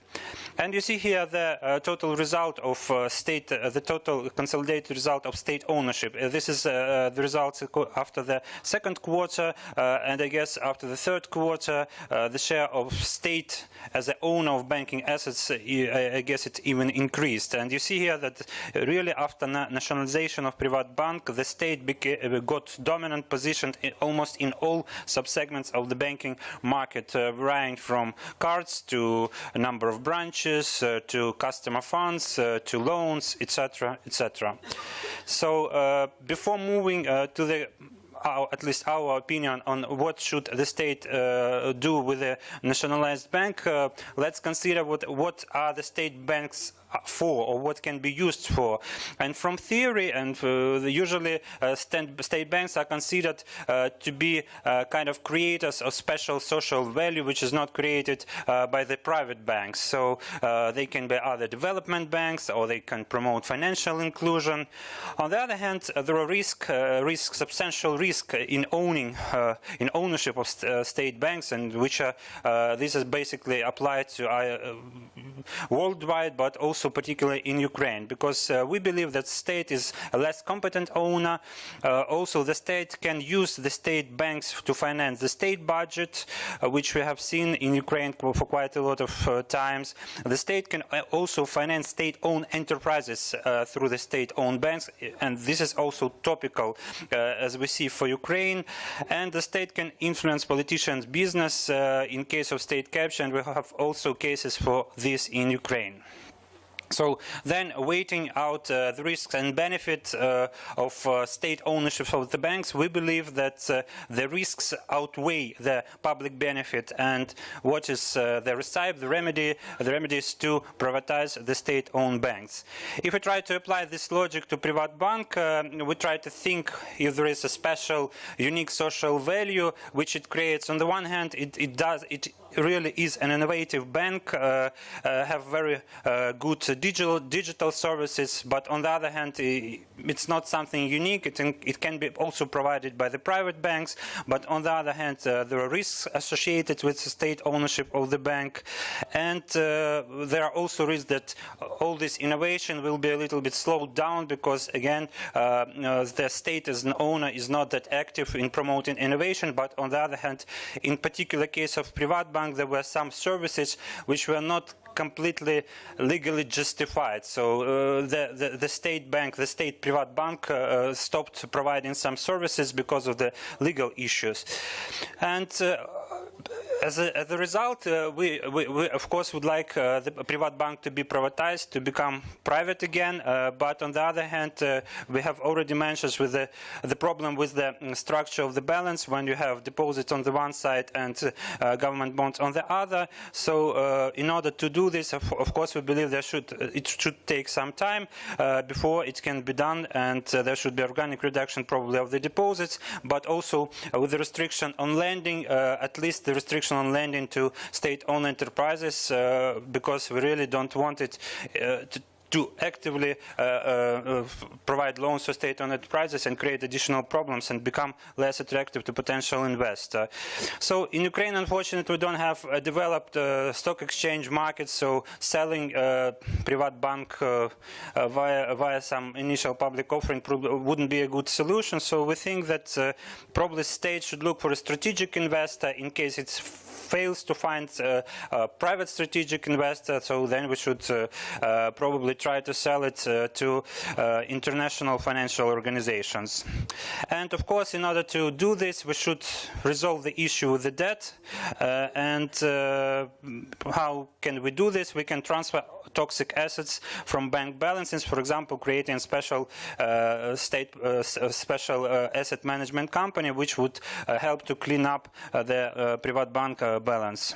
And to summarize my short presentation, yes, there are advantages and risks of holding nationalized state-owned banks, but privatization, to my mind, is the only way to minimize the risk of ownership in the long run. And when privatizing, we should look for a strategic investor. In particular case of private bank, we should resolve the issue of non-performing loans, probably transferring them from the balance of the bank, and also resolve the issues with lawsuits from bondholders and resolve the issue with banks' balance structure.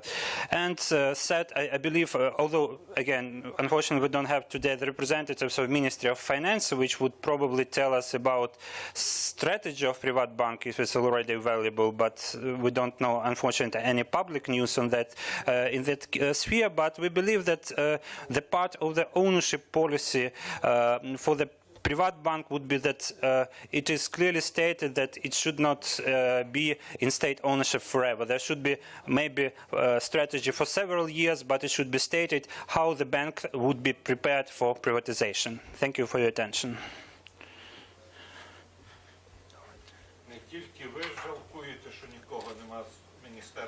You're not the only one who is sorry that we don't have any representatives of the Ministry of Finance in this audience.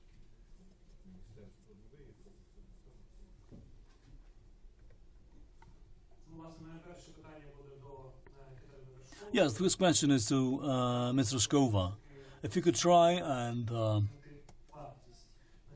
put a price tag on bank nationalization, is it fair to say that what it costs, it's actually is measured by the total provisions set aside, 191 billion as of the 1st of October? It's okay with some adjustments, maybe around 190. Isn't that the price that we're paying for the nationalization of private bank? Now, on the question of what it costs, if we're talking about the money that has been invested, we should speak about the amount that has been injected as capital, a little over 139 billion hryvnias. We are waiting for the outcome of the appraisal of the non-core assets on the balance sheet of the bank. That potentially a further 16 billion hryvnias of recap was tentatively approved, but we are awaiting the audit findings to make that determination. So it's fair to speak about the funds injected as capital as being the price tag on the entire exercise.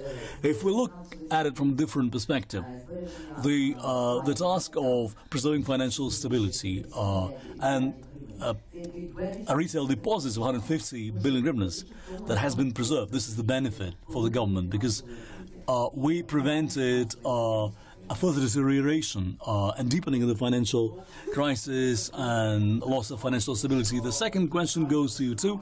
Unfortunately, we only wish we had representatives, and again from the Ministry of Finance, to the extent that the government is represented by the Ministry of Finance as the owner of bank. So it's a question probably to the National Bank being the closest proxy. Who is currently negotiating with the bank's former owners? Who is responsible for representing the state in such litigations? Certainly, it's logical to assume that it's the Ministry of Finance, but has the Ministry of Finance delegated it to somebody? No, it is impossible that the National Bank be delegated, just facing the audience. More eyes in the audience. It's not that there are TV crews and cameras, more contact. It's impossible. Just to go back to the remit of the National Bank of Ukraine. It is the mission of the National Bank of Ukraine is to ensure the financial stability of the nation and the banking sector. As the banking regulator, the NBU diagnosed the problem. They worked with the former owners.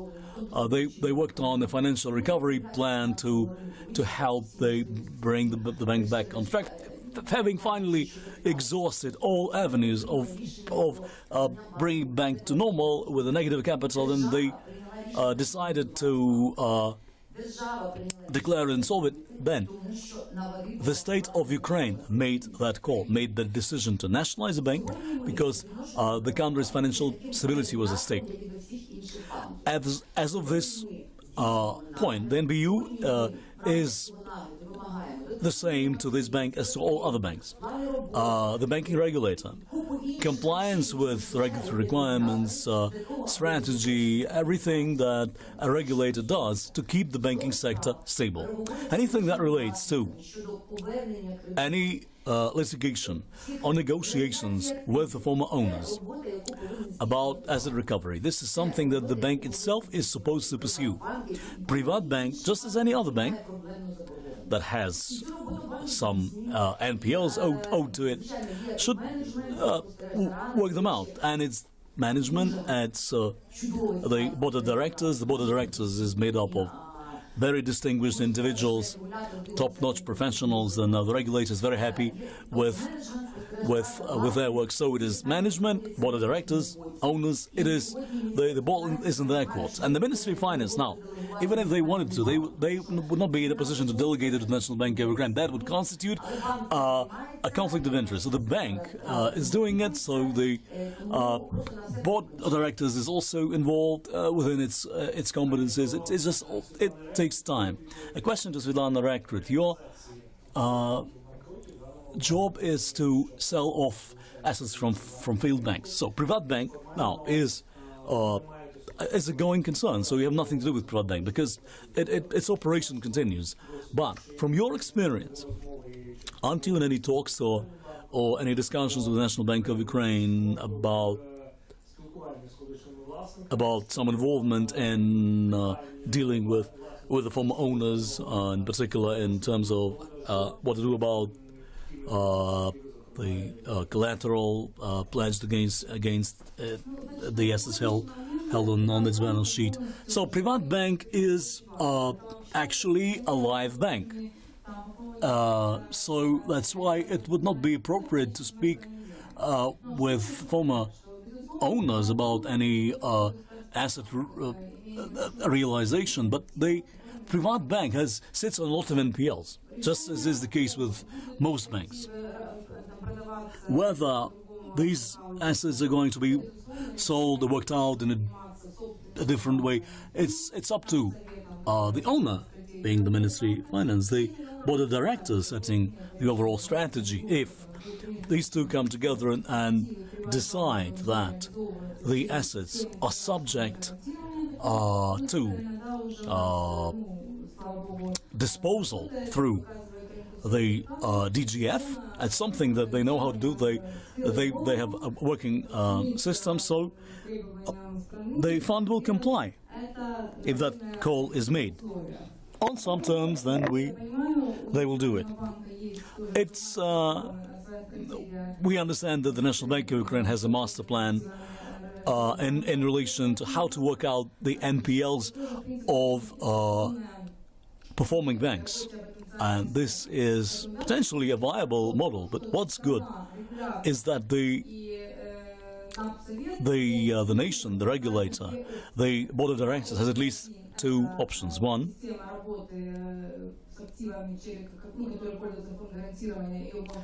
to use the workout mechanism implemented by the DGF, and the second option is what's on the table from the National Bank of Ukraine. It's also a viable option and an international best practice at that. So hopes that answer the question. So you just stated that if the government were to make that proposal, is there an initiative that you are aware of? Is it something being discussed, or is the sale of assets through the GDF in the case of Privat Bank is not on the table? To her knowledge, there aren't any official documents of official initiatives that have been put on the table. A question to Mr. Lavrenchuk. You're a competitor. It is not in your best interest to have the government gain more weight in the banking sector, correct? Some fresh stats came out just measuring the share of state banks in administering treasury accounts. It's over 53%, which is it's larger than the state's stake in the banking sector overall. To what extent are you involved in some sort of an adjustment program of the banking sector development strategy, if you will, in relation to state-owned banks? Are you aware of any such document being in the pipeline, the forthcoming? And to what extent are private banks, and particular foreign-owned banks, are applying pressure, using their lobbyism to get the government to at least go 50 minus, but not 50 plus as its share of the banking sector? Good afternoon. Thank you for the question. It's closer to Mr. Lavrenchuk's heart than the previous one, and it's something really important because what happened is already here. But you don't want to face the daunting task of selling off private assets, do you? Now, the whole question about state-owned banks is not a matter of competition. It's where the whole market is heading is the question. So it's the competitive environment is one that's quite attractive, that you can still keep up profitable operations. So the economy is small, the per capita income is small, growth has been sluggish, and it's not attractive for investors as an economy to invest in. We are all interested in seeing this market grow and develop. We all want the financial market to provide the kind of leverage to spur up economic growth further. Now, back to the role of state-owned banks. This is a story long forgotten, something that Mr. Speck will remember, when there was that domination of state banks in the banking sector. It's like a deja vu kind of effect when once more state-owned banks are dominating the market. And it's by assets, by deposits, and the only beneficiaries of various state programs to get compensated for various initiatives. This is new for Ukraine. Whether beneficial for the market or not is something that has been discussed on a number of occasions, and Mr. Lavrenchuk certainly doesn't have the time to dig deep into that and describe it all. But it's just it's something that needs to be at least delegated. Maybe somebody will want to comment on that. There's an entire agenda of activities that need to be undertaken to help the banking sector regain competitiveness. So now, capital markets, there is none. There is none that operates normally. This means no access to long money, to cheap money. There are many other hurdles and constraints, like legal constraints, but financially, it is not an operational market. Only some individual sectors are capable of absorbing the prohibitive interest rate, like agriculture. Now, long-term projects, delivering them in the local currency is too expensive. Now, by inflation, by interest rates, so our market is too small. We need to increase its size. The large presence of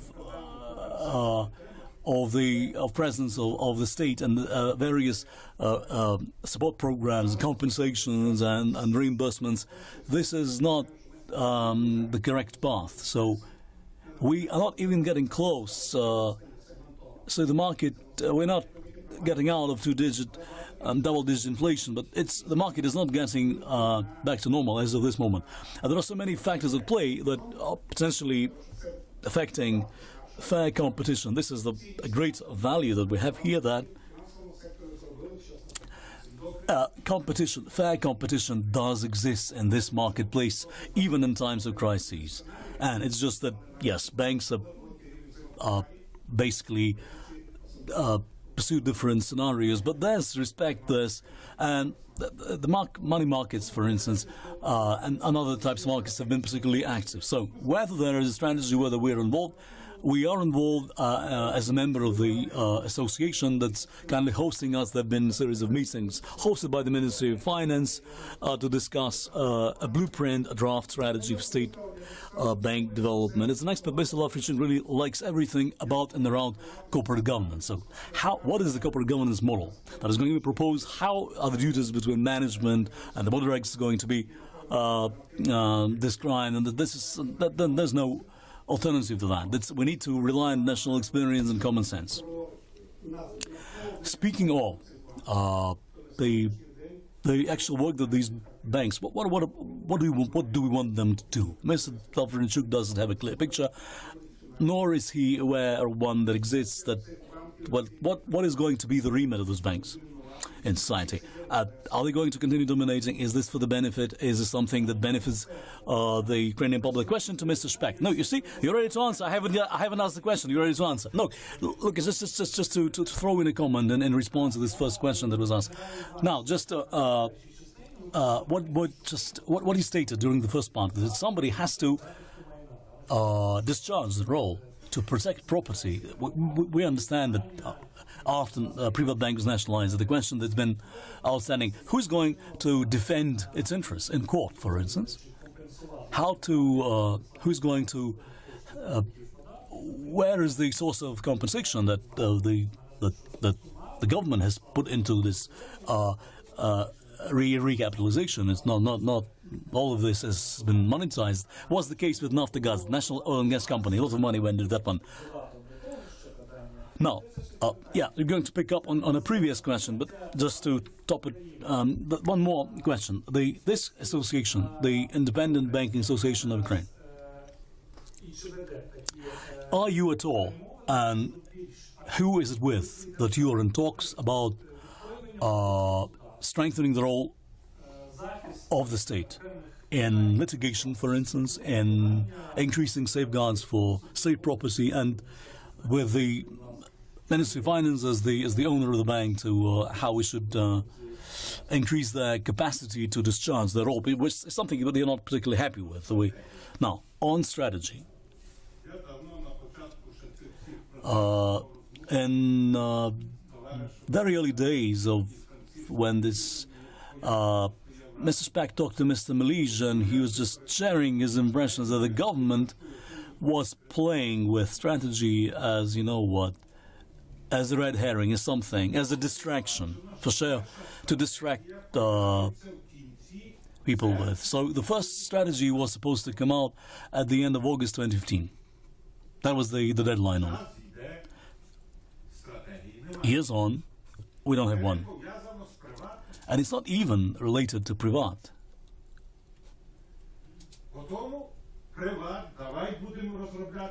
Then, after Privat happened, now, we were back at the drawing board.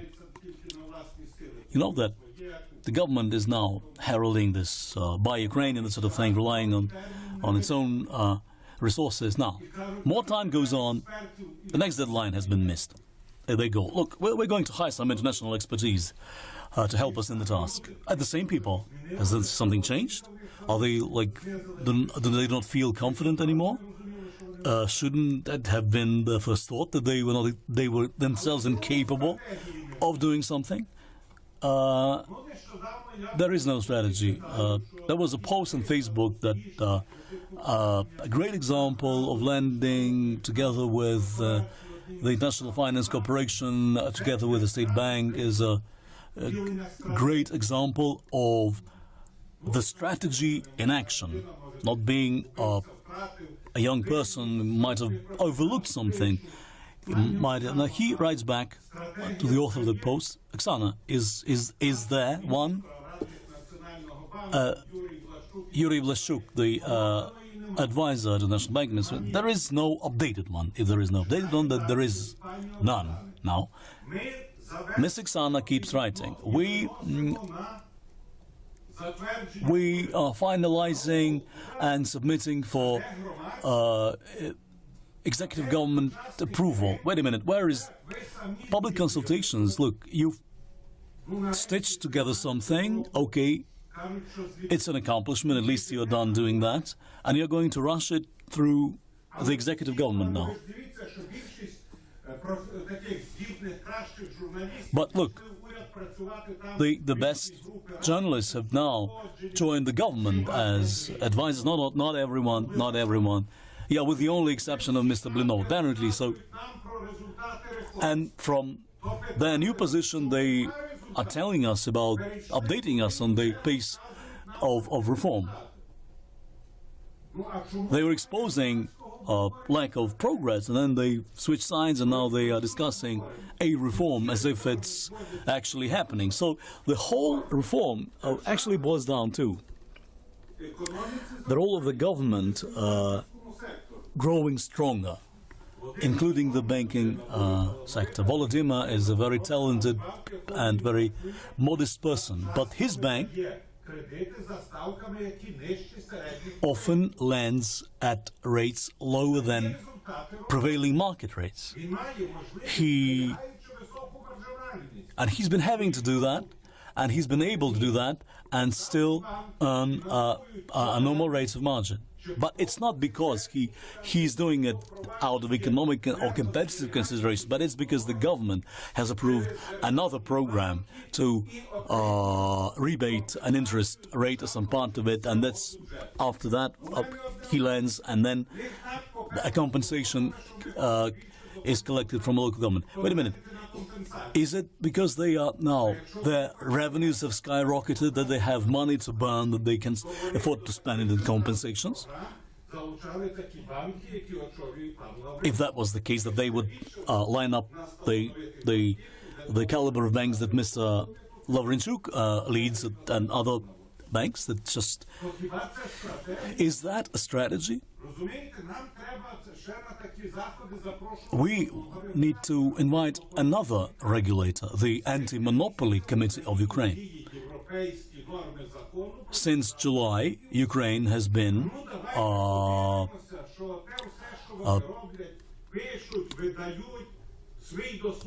has introduced a European compliant public procurement act legislation or something. Let's look at their statements. How does all that tie in with our aspirations? Look, this talking the talk about strategy is something to buy time with creditors.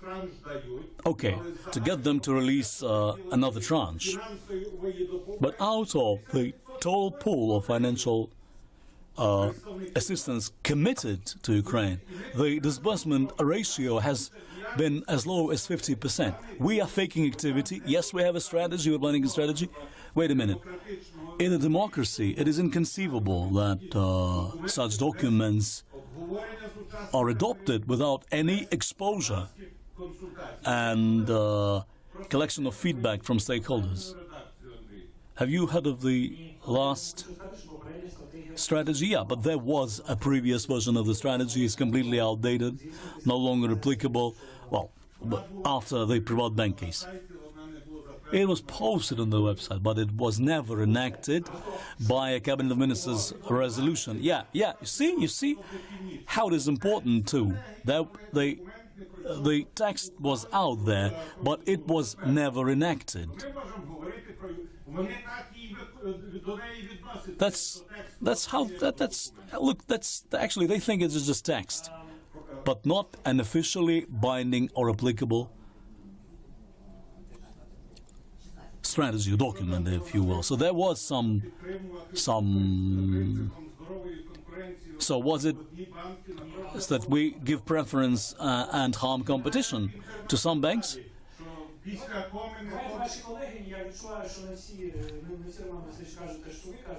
Well, it's like maybe let's hear from some other colleagues. The fundamentals of state bank development as a document was approved by the Cabinet of Ministers in April 2016, and Mr. Speck is quite right. They did not grant any preferences to state-owned banks, not in the least. The primary objective of the strategy was formulated as reducing the share held by the state in the financial market. So that was done to sell this to foreign creditors to get another tranche, and then revert to the good old ways of doing it. Look, as the banking regulator, the National Bank of Ukraine continues working with commercial banks, requiring that they take certain steps to implement what's been approved, what's been enacted. The strategy certainly is in need of updating following the nationalization of private bank, but its primary objective is not going to change. On the subject of competition, there's only so much we can do, and it's quite normal that we have our objectives, the National Bank, meaning and its mandate as the central bank, but within our competences, the National Bank is working to protect fair competition and without making any or giving any special treatment to state-owned banks. At least the market, the National Bank has a way of influencing is that along these lines, and NABU has been very helpful because there were certain types of transactions and services that the newly nationalized bank was still providing, and then you did not allow those services to be picked up by other banks, and then you eventually forced them to drop that. It's like back to litigation. This is an NGO. This association is an NGO. All we can do is advocacy. You can only do advocacy work to get others to work, like the State Enforcement Service or the Ministry of Justice. Mr. Speck was ready to meet with Mr. Sklar, but he is not with us. He's giving awards or something. So. Under the previous minister, there was one item that was very controversial and triggered quite a discussion, is how to apply equal treatment to state bank versus privately held bank, that 100% guarantee for the state savings bank, Ashad Bank, that 100% requirement would be rescinded. So basically, Ashad Bank would become one of as many banks as there are. It's the devil is not in the fact that whether or not we have a strategy. The problem is that market-based corporate governance structures are still catching on. So it's 88% of government securities are held by state banks. This is a quasi-budget deficit tool. So it's not a matter of whether somebody is smart enough to write up a strategy, but it's just whether they are walking the walk or talking the talk. So the example of private bank is very spooky. Is quite daunting because they feel that they would not be able to dictate to an independent board of directors, and they will be in charge, not a minister or another senior public official. It's a matter of strategy in the sense of whether there's political will and commitment to treat state-owned banks equally. Then again, they're owned by the state, but they are commercial outfits, owned by the government, but commercial in the modus operandi. Okay, maybe some rules of the game apply.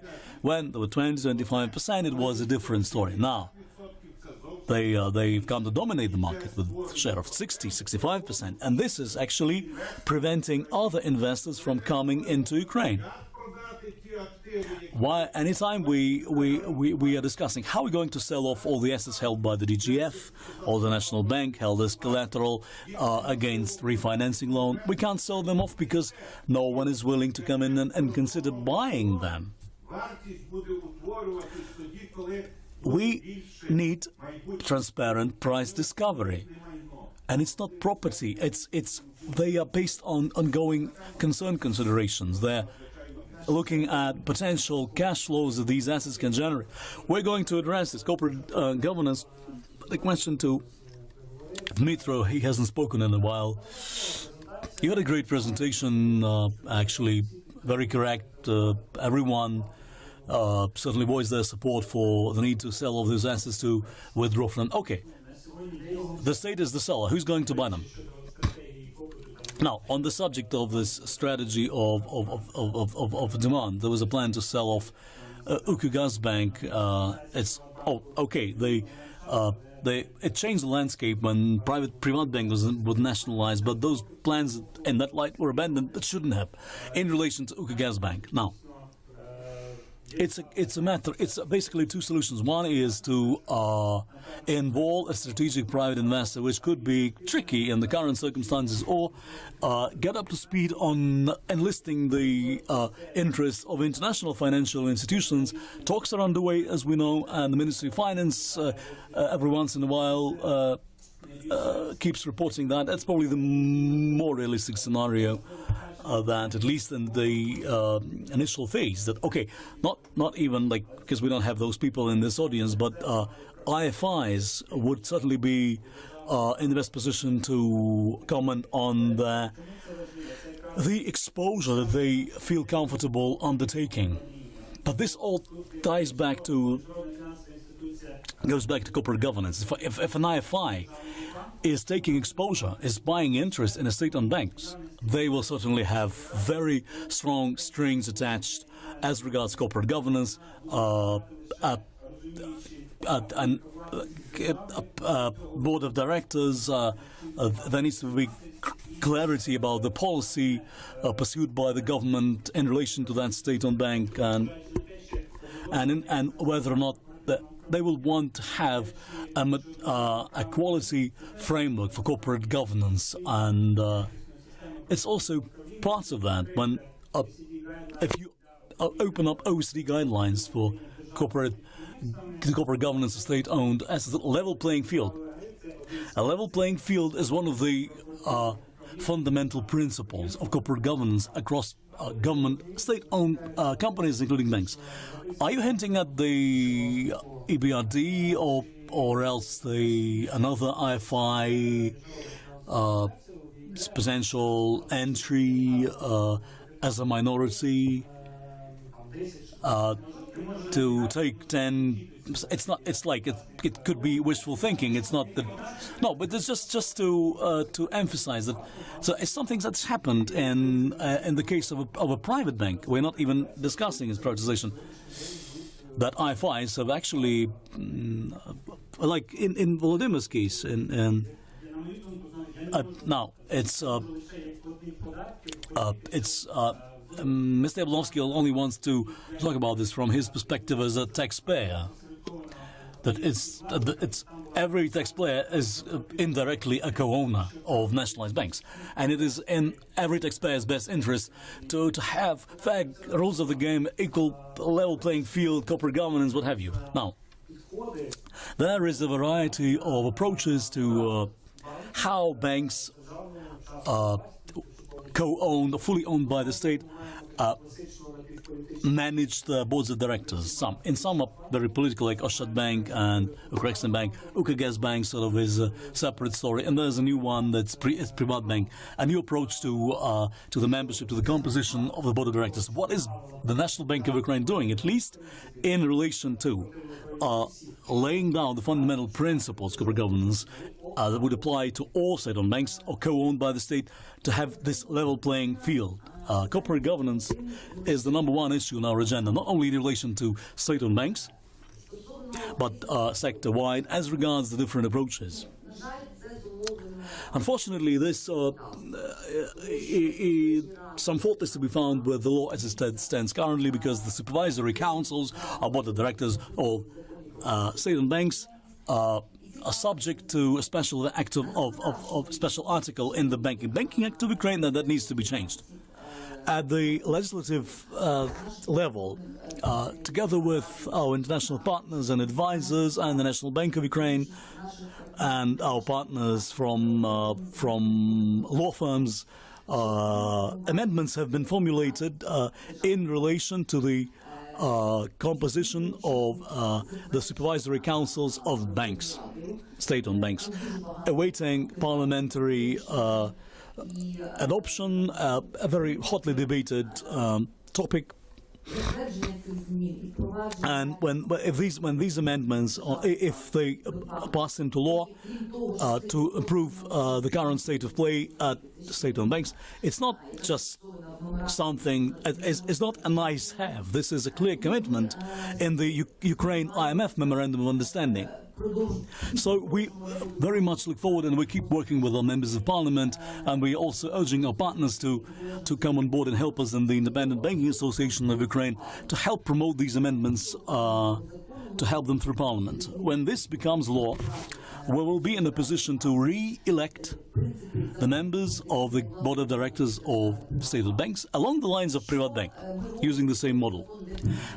Pending parliamentary approval of these amendments, we can't just afford to sit and wait. We are doing something, and this is something really that requires lots of attention. Now, what's been done already? A lot of internal policies, the National Bank of Ukraine, have been already updated to include that particular dimension, corporate governance across state-owned banks, together with advisors from international, from IFIs, and also. We've tapped into international best practices. We've done a self-assessment of the state of corporate governance across Ukrainian banks to identify any problems or gaps, and a pilot project has been launched across all banks, including state-owned banks. We're trying to conduct this gap analysis, and state-owned banks are also involved in this. The as-is, the to-be, and the gap and the path, or what it takes to bridge the gap. Not fully only relying on legislation. It's not the only thing that's necessary. It's not enough to pass good legislation. It's what's really necessary is to implement them properly. We don't have laws like that expressly allow somebody to default on a loan they've taken out, but 56% NPLs only serves as proof that people have defaulted, are defaulting on their loans, are not seeking any restructuring. We don't have laws that would expressly allow banks to issue loans based on nothing, financial plan, or when so directed by the government or anyone else, whoever that might be. But it's been the practice in many periods of time. Mr. is confident that, okay, we need good legislation. That's a given. We're going to work towards that. But pending that, we're going to continue working using the kind of leverage that regulators have at their disposal within their competences, requiring that banks comply, including state-owned banks, comply in the sense that they should improve the quality of corporate governance. The board of directors plays a very important role, but the role of management and internal controls is equally, it's as important when they start working in earnest, not just to to comply formally with the law, but simply because people at the helm running those banks become appreciative that this is very necessary, and that it's not something that will require any additional legislation or regulation. All that it takes is the commitment, the will to help your bank do better, or the bank that you're responsible for as a manager or as a regulator for that matter. A question to Ms. Ryskova. Are you trying to set up a state banking group? Why not put all the banks under one roof? If you look at the membership of those boards of directors, one individual may sit on several. Like from a corporate governance perspective, from an administrative perspective, it is one entity. Let's call a spade. Why not consolidate then? No. Yeah, because this is something you are requiring of us. No, it's a level playing field for everyone. No preferences granted to state-owned banks. Now, let's have some sequence of things. Let's address the most urgent issues first. Now, the future of state-owned banks is something that the National Bank of Ukraine has spoken on a number of occasions. We're all in favor of phasing out the government as a bank owner. The quality of corporate governance, something that we need to build up. We need to rely on international best practices, and then even in the fundamentals, that outdated strategy that needs to be updated, even that one envisaged. So the first step to help phase out the state is to encourage in every possible way the entry of IFIs as bank co-owners. It's something that we actually think will be conducive to improving corporate governance if IFIs start buying into banks. It's not. We don't have to consolidate this, put this under one roof. You see? No, it's only on the reporting front. No, it's not a timely idea. Probably it's only bank-wide. It's only at the end of this year that we're going to get quality reporting, including commercial banks, because it's they haven't set aside enough provisions. Maybe at the end of this year we're going to let's eat an elephant a piece at a time. Then we'll look at this sector-wide and then go back to your proposal. Now, going back to responsibilities in the sense that who's responsible for what's happened? At least three parties that are to blame in a way. One, the auditor was named here. PwC. He is no longer eligible as a bank auditor in this country. They lost their license, call it banks. The former owner and the regulator itself.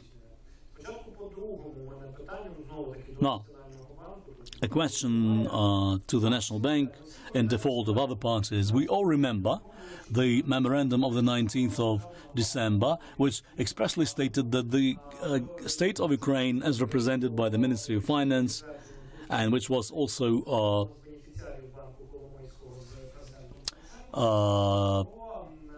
corroborated by the outcome of a meeting between Kolomoisky and Poroshenko, that by the 1st of July,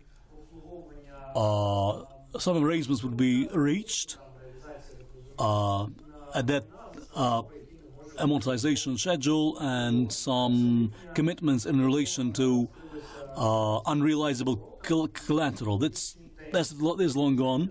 Now we are past that date. What is the current status of the regulator litigating against the former owners of Privatbank?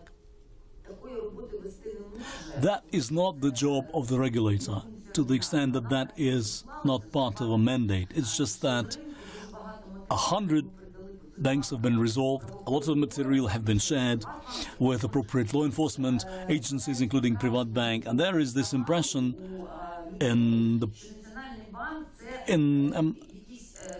in the public that the National Bank is just another law enforcement agency that vested with investigative authorities, and that we don't have that.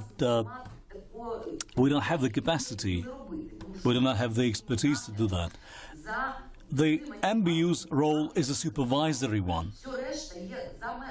Anything else lies outside our terms of remit. The reason why is because there's a lot of misconceptions and in relation not only to private bank, it's just another opportunity to reiterate this message. Everyone has their job to do, and it's financial stability, yes, is the mission of the National Bank of Ukraine. Now let's, okay, not only in the case of private bank, but there have been cases when one bank is now, we can openly speak about this bank forum already in the receivership of the DGF. Now they sold it to a new owner, and then they did their due diligence, and they came upon a big gap there, and they started litigating against that previous owner and clients. So that is the job of the owner, and that is the task. It's the owner should raise this and demand investigations, and then hand this over to prosecutorial authorities, and it is their job to conduct their investigation and then refer the matter to court, and then the court would try the case and decide fairly. Now, in this lay of the land, we should work within these boundaries and understand the role of each actor. As National Bank of Ukraine, we are working very closely with law enforcement agencies, referring a lot of material, handing over a lot to them, especially in particular in the case of private bank. Anything that we are doing our bit to help them investigate, but we are not prosecutors or investigators, let alone judges. We simply expect competent actors, government actors, to discharge their own roles while we discharge ours. It's just Mr. Lavrachuk agreed to speak during this roundtable, but it's litigation is something that people involved in this probably it's something that they find relevant. But we seem to be getting sidetracked.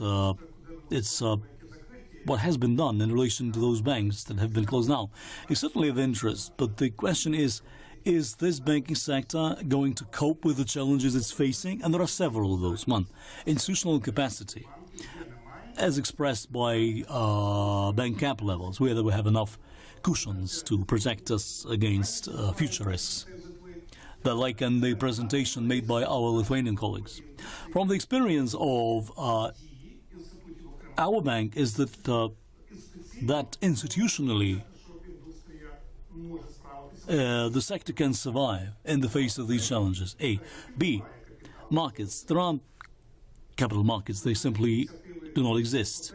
There is those initiatives currently pursued by the Ukrainian SEC will only bring fruit in 3 or 4 years down the road. The pension reform is going to be maybe 3 or 5 years time that it's going to start generating some liquidity. Now, how are we going to regulate this economy without a capital market? 3. Whenever we're speaking about the banking sector of Ukraine, it's like it's not a family matter. Banking is cross-border nowadays. There are directives by the European Union. Basel document PSD2 or MiFID is Ukraine ready? Is Ukraine's banking sector ready to comply come January the 1st next year? And this is as relevant for state-owned banks as it is for private banks. Now, it's Mr. Lavrachuk should have kept silent all the time because this is a session about state-owned banks. It's coming from private bank. But if they are not ready, then the entire sector is not ready. It's not that commercial banks, privately held banks are ready. We keep talking about the past, while we should spend at least some time discussing the future.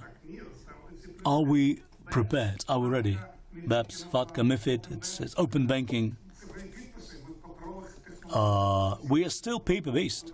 We can't discard that. We haven't gone digital, even though there are so many initiatives around and IT. Ukraine is a leading IT economy and well-known and technologically advanced. And this is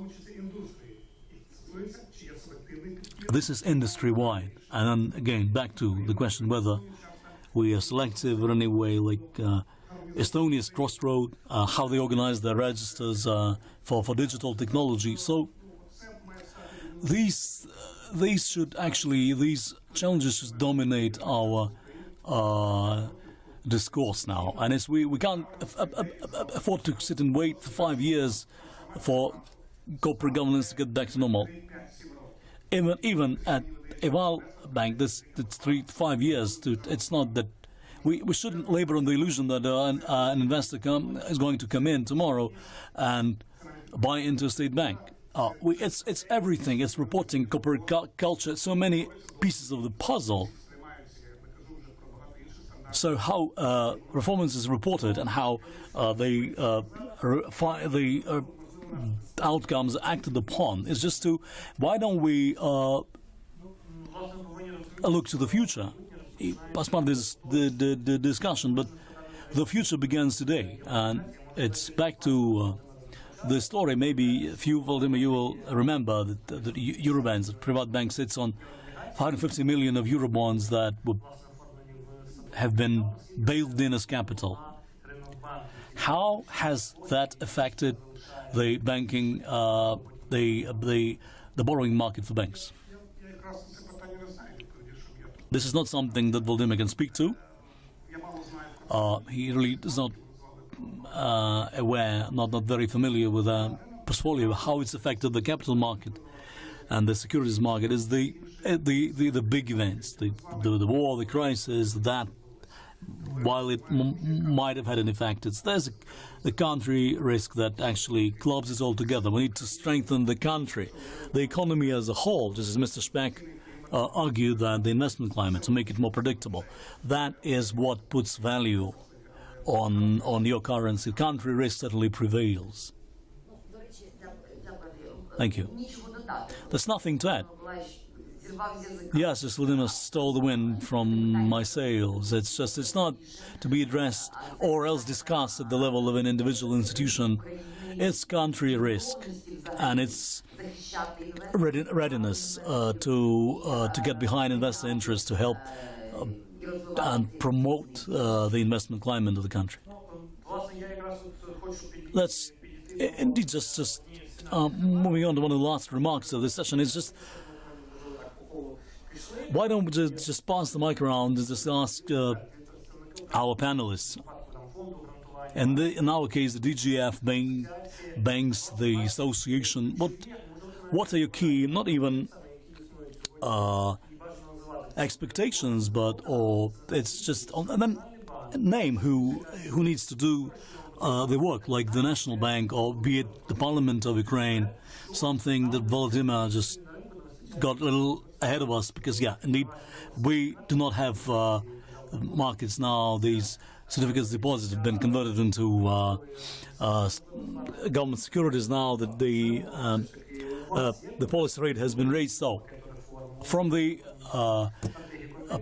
reanimation reform package, do you have something to say in that? Like, one option is sell everything off. Would be one option. This is how it all starts. Actually, this is how it ends. So this entire strategy, not to take up too much of your time, the 2016. It's very correct in the sequence of steps. What it lacks is, around that time the government did not have such a dominant position in the financial market, because private bank is very large now. Indeed, what's clearly lacking is what to do about how to resolve that. So there is a conflict of interest because the government is the regulator, owner, and policymaker. Yes, indeed, as from the regulatory perspective, the government should phase out its presence, reduce its presence in the financial market. But we don't know what the same government is going to say as the owner of the same assets, which would be reflected in a strategy that we are coordinating the activities of those banks, or do these banks continue as standalone banks competing among themselves? Because it's not the most effective strategy for a government to have to see its assets compete against one another. So what needs to be done is to pick up the 2016 strategy and then implement it and apply it to corporate governance in relation to other owners, or else that the government should really expose it for public consultations, to hire international experts to develop a strategy for a specific bank, and that would require some contribution from taxpayers, being we as taxpayers being co-owners of this bank.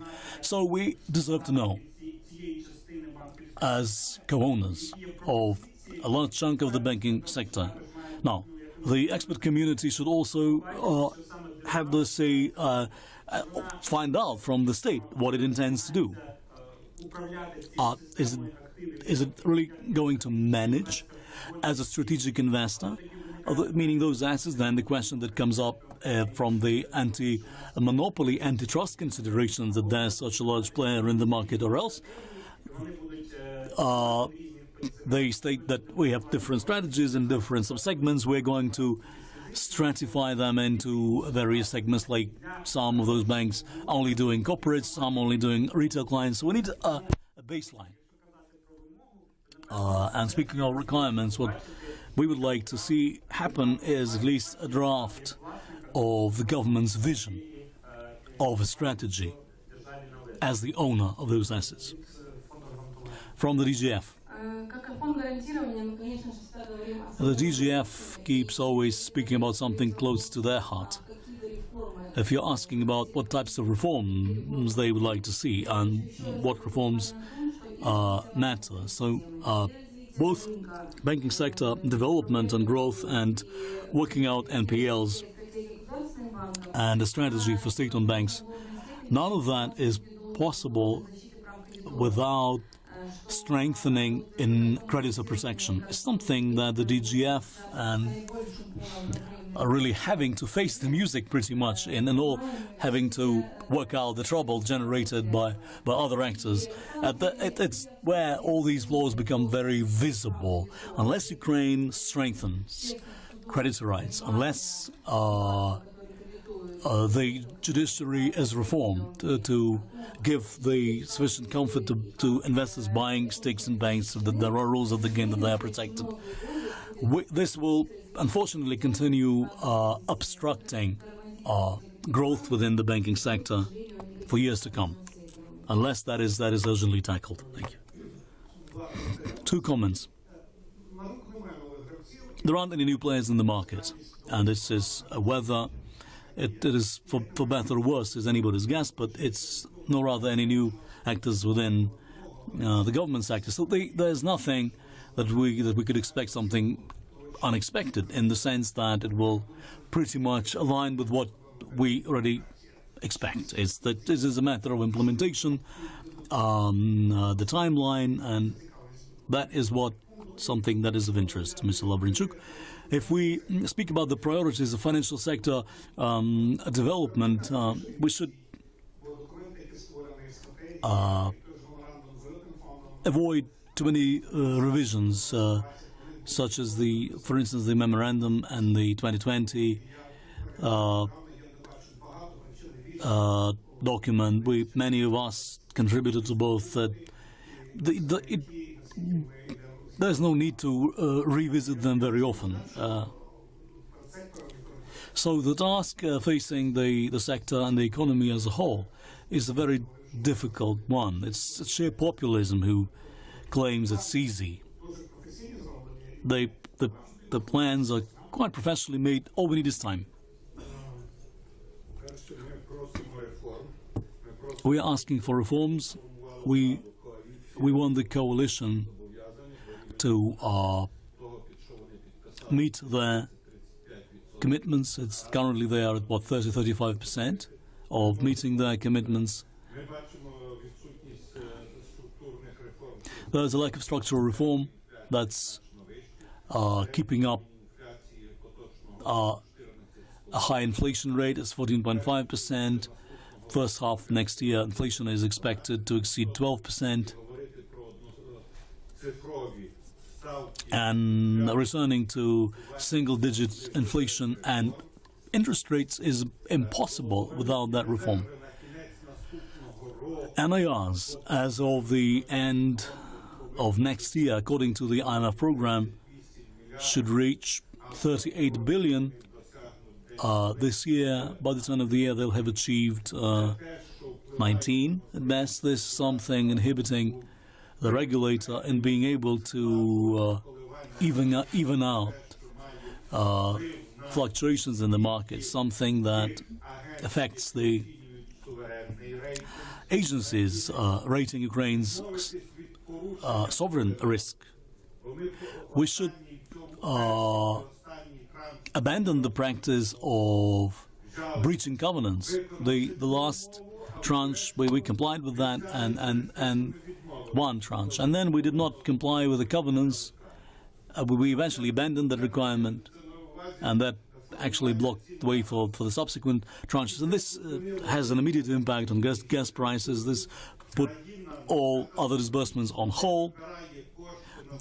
The disbursement ratio is catastrophically low, and there's money committed that could help Ukraine borrow and invest in infrastructure and expand its domestic market and consumer demand. We keep borrowing in foreign currency while delivering projects in local currency. Yes, and those projects could generate foreign exchange revenues, and this would be an opportunity for Ukrainian banks to co-fund the working capital of those projects might need, or whatever, other raw materials, whatever. We could expand this market in which we operate. And a comment, expectations from the regulator. It's, well, not only doing diagnostics, but do some actual work, not only stress testing, in the sense that you should let others make money, operational profit, out of which to top up capital with some idea, some understanding of how these international best practices should be implemented to strengthen financial stability. But at the same time, given the current sluggish pace of economic growth and lack of reform, let the sector do business. If we could just maybe we would achieve better results. The National Bank of Ukraine has a lot to ask, or a lot of expectations to express, maybe with specific relation to the financial sector. Just to keep it brief and to the point. Now, indeed,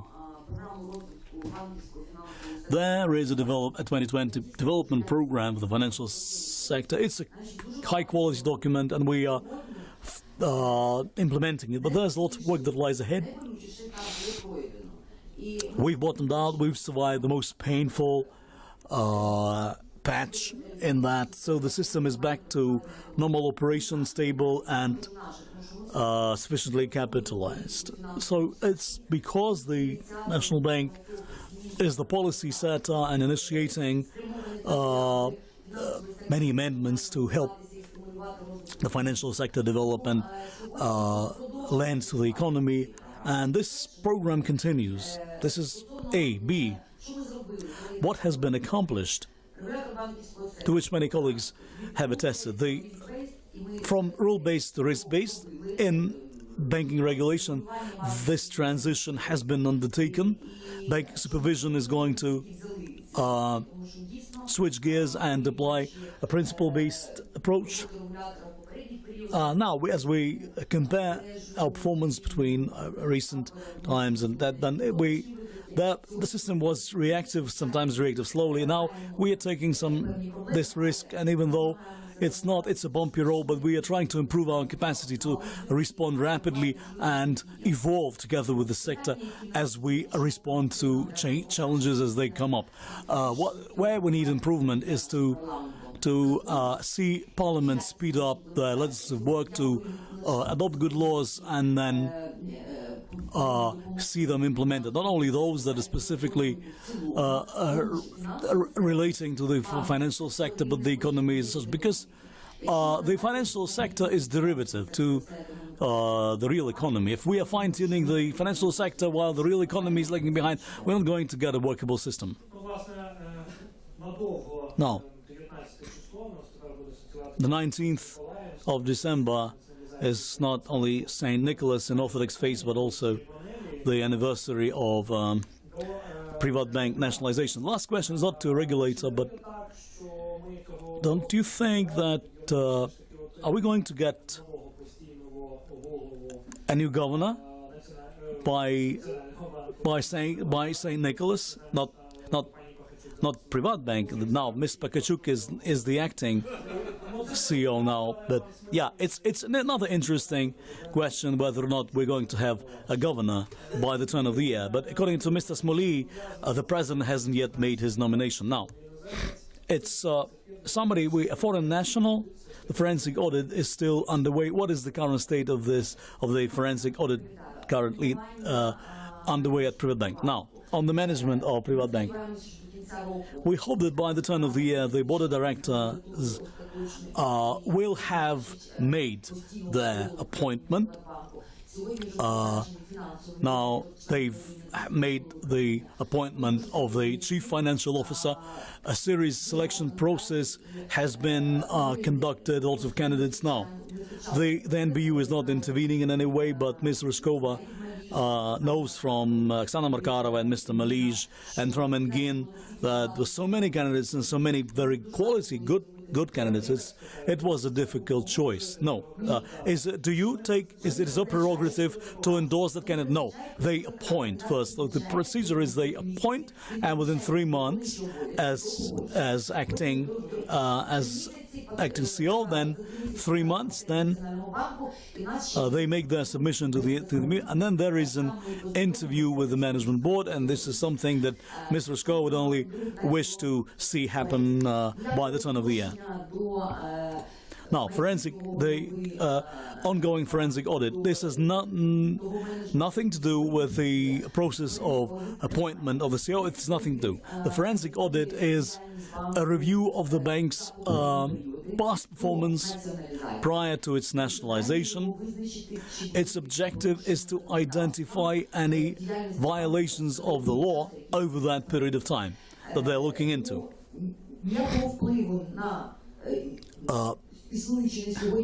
It has no impact on the current management board or the board of directors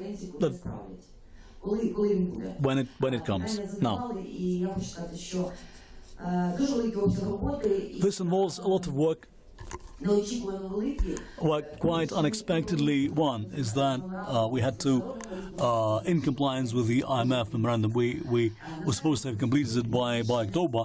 Unfortunately, we started late, not early in the year, but only from May. This is one. We were confronted with a colossal amount of work to be done there. The partners from the firm that are doing this, they confess that they haven't seen so much work ever in their life. So they requested more time, so not to pinpoint an exact date because it's been done and we missed those deadlines, so we haven't yet seen the findings. So we are doing everything it takes to give this a fast track it's not that the National Bank is taking an active role in that. It's that they did their bit by signing that the contract and collected the NDAs from everyone involved, and then they're just trying to spur them up to get them to speed up where possible. Certainly, it is the National Bank's best interest to complete this, and being from a forward-looking perspective, we should work together with the banks, look to the future, we'll hope not look back at the past. So we want to follow through with this process. It's just a promise to you, as soon as we get a hold of this, we'll call a round table, whatever you may call that, and then it's an obligation to publish those findings. It's part of our work plan.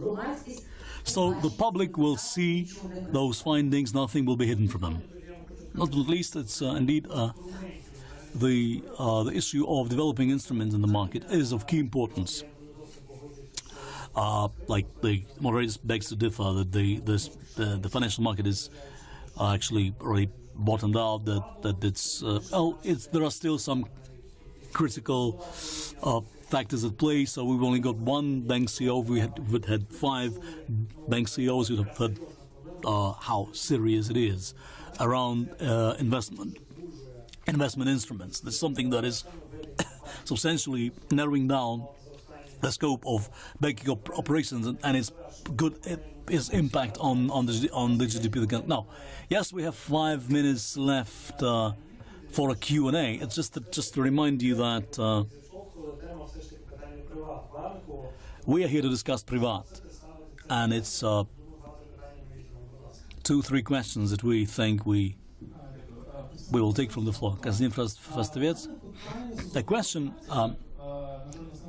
regarding Eurobonds.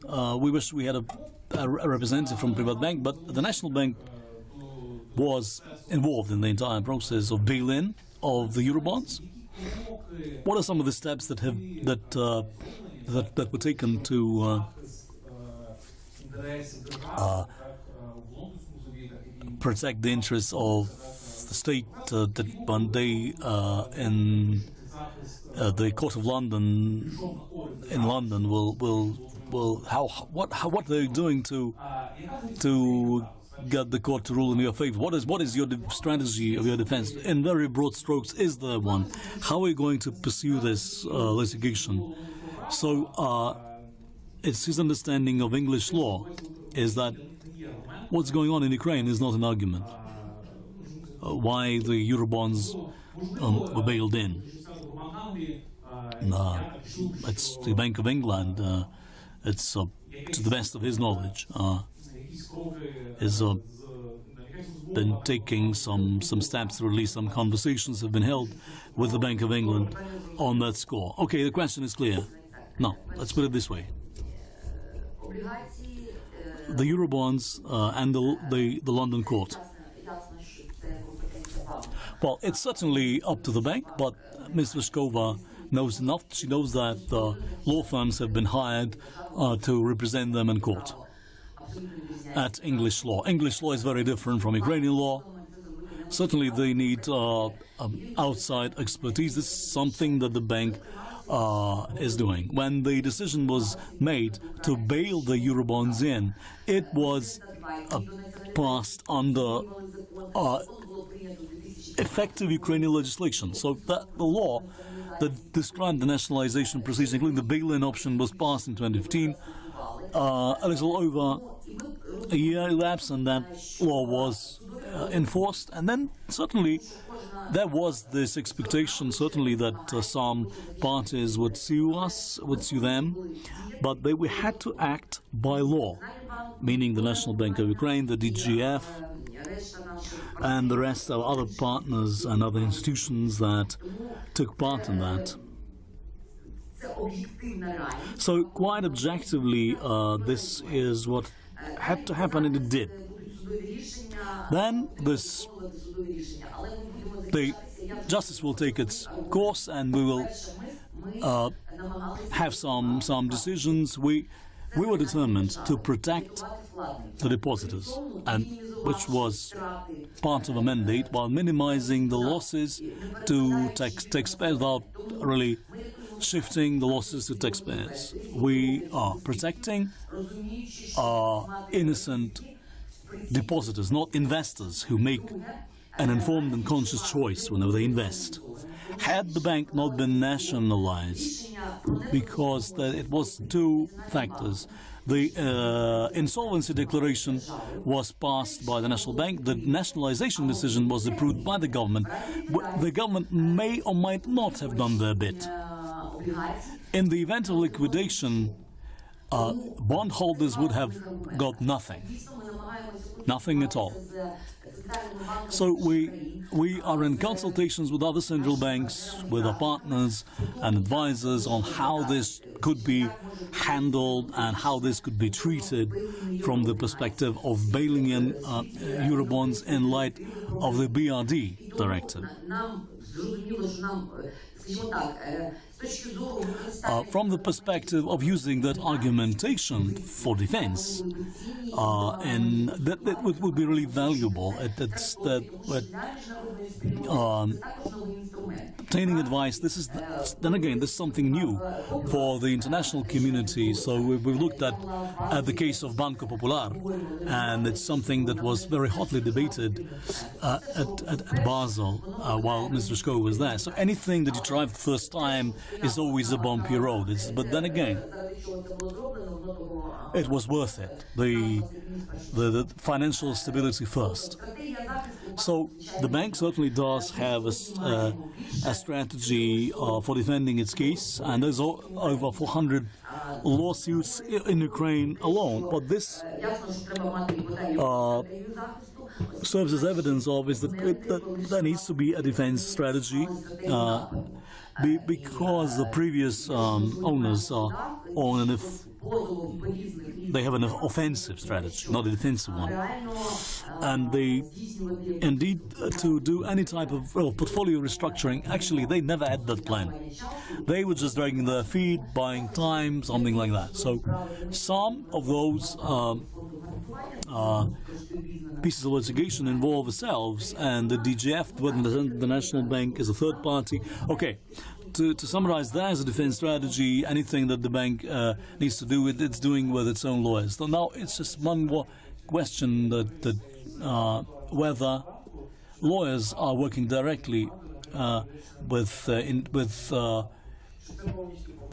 private bank auditors, or do they also does this involve the help of NBU lawyers in anything that implicates us both? If, for instance, if somebody is suing both of us and the National Bank is also a respondent, then certainly teams of lawyers, joint teams of lawyers, are working to address that. Because if this is like a wholesale lawsuit against the National Bank, Private Bank, DGF, whoever else, but if this is something specifically involving Private Bank, the NBU has no role in that. They have their own lawyers and they're working, and they are getting the approval of the board of directors. Just to clarify the reason why this happened, it's clear why it happened at Ukrainian law.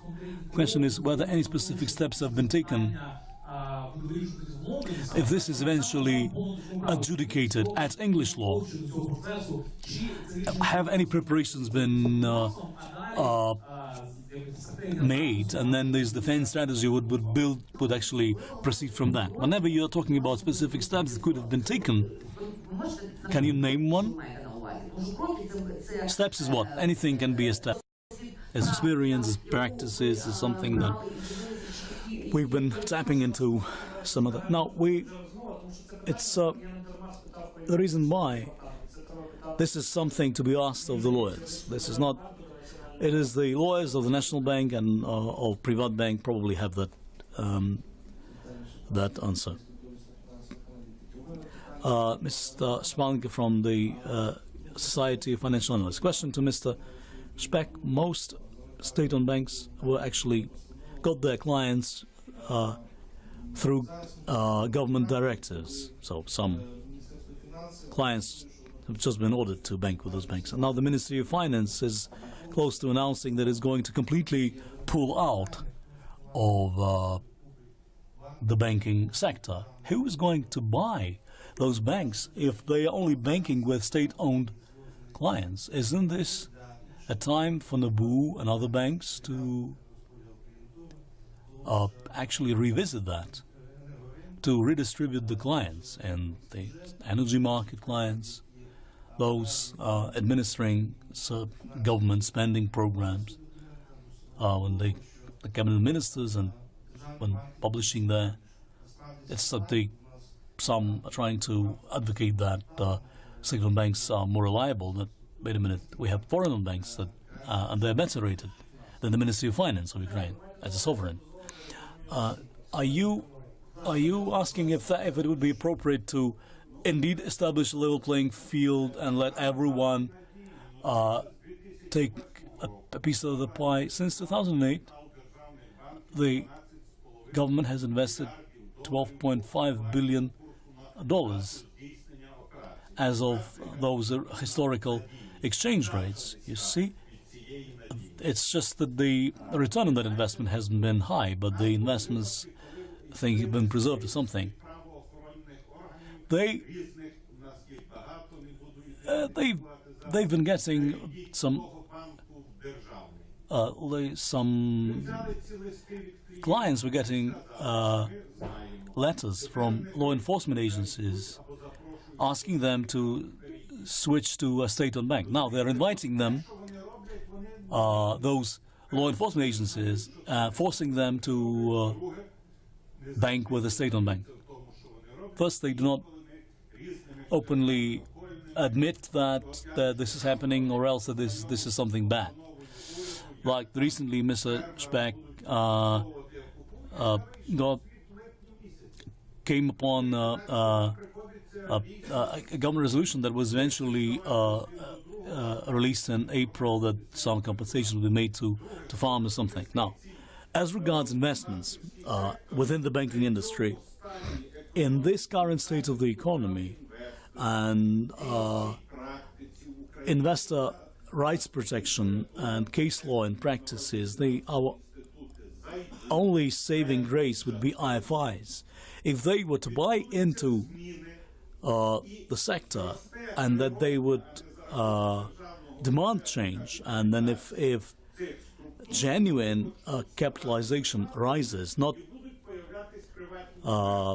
paper capitalization coming from the government, but then if we see more financial investors coming in, and then those IFIs can eventually elect to stay or sell out. It's in these current circumstances, while the National Bank is so very diligent in reviewing loan portfolios, but still, reporting is very complex in this country. We are all for a level playing field. We don't want any administrative redistribution of clientele. We want everyone to be given a fair chance to compete. And it's like, whenever we are talking to the CEOs of state-owned banks, sometimes it's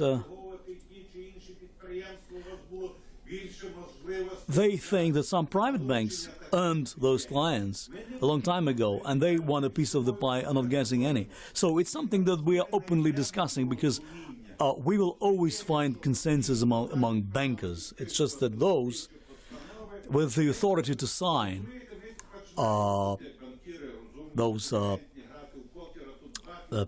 regulations, and then it's like, if we are poker players, we should play poker. Now, a comment on competition. It's all these are all very good thoughts and fair statements. What we need to give more thought to is that the time when there was a deficit of money,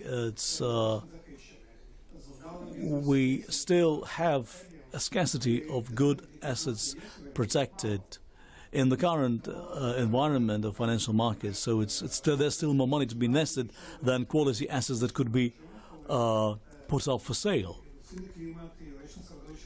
So in this is a very restrictive environment, that while funds may be obtained, but quality assets are protected to be invested into, that is more important. How to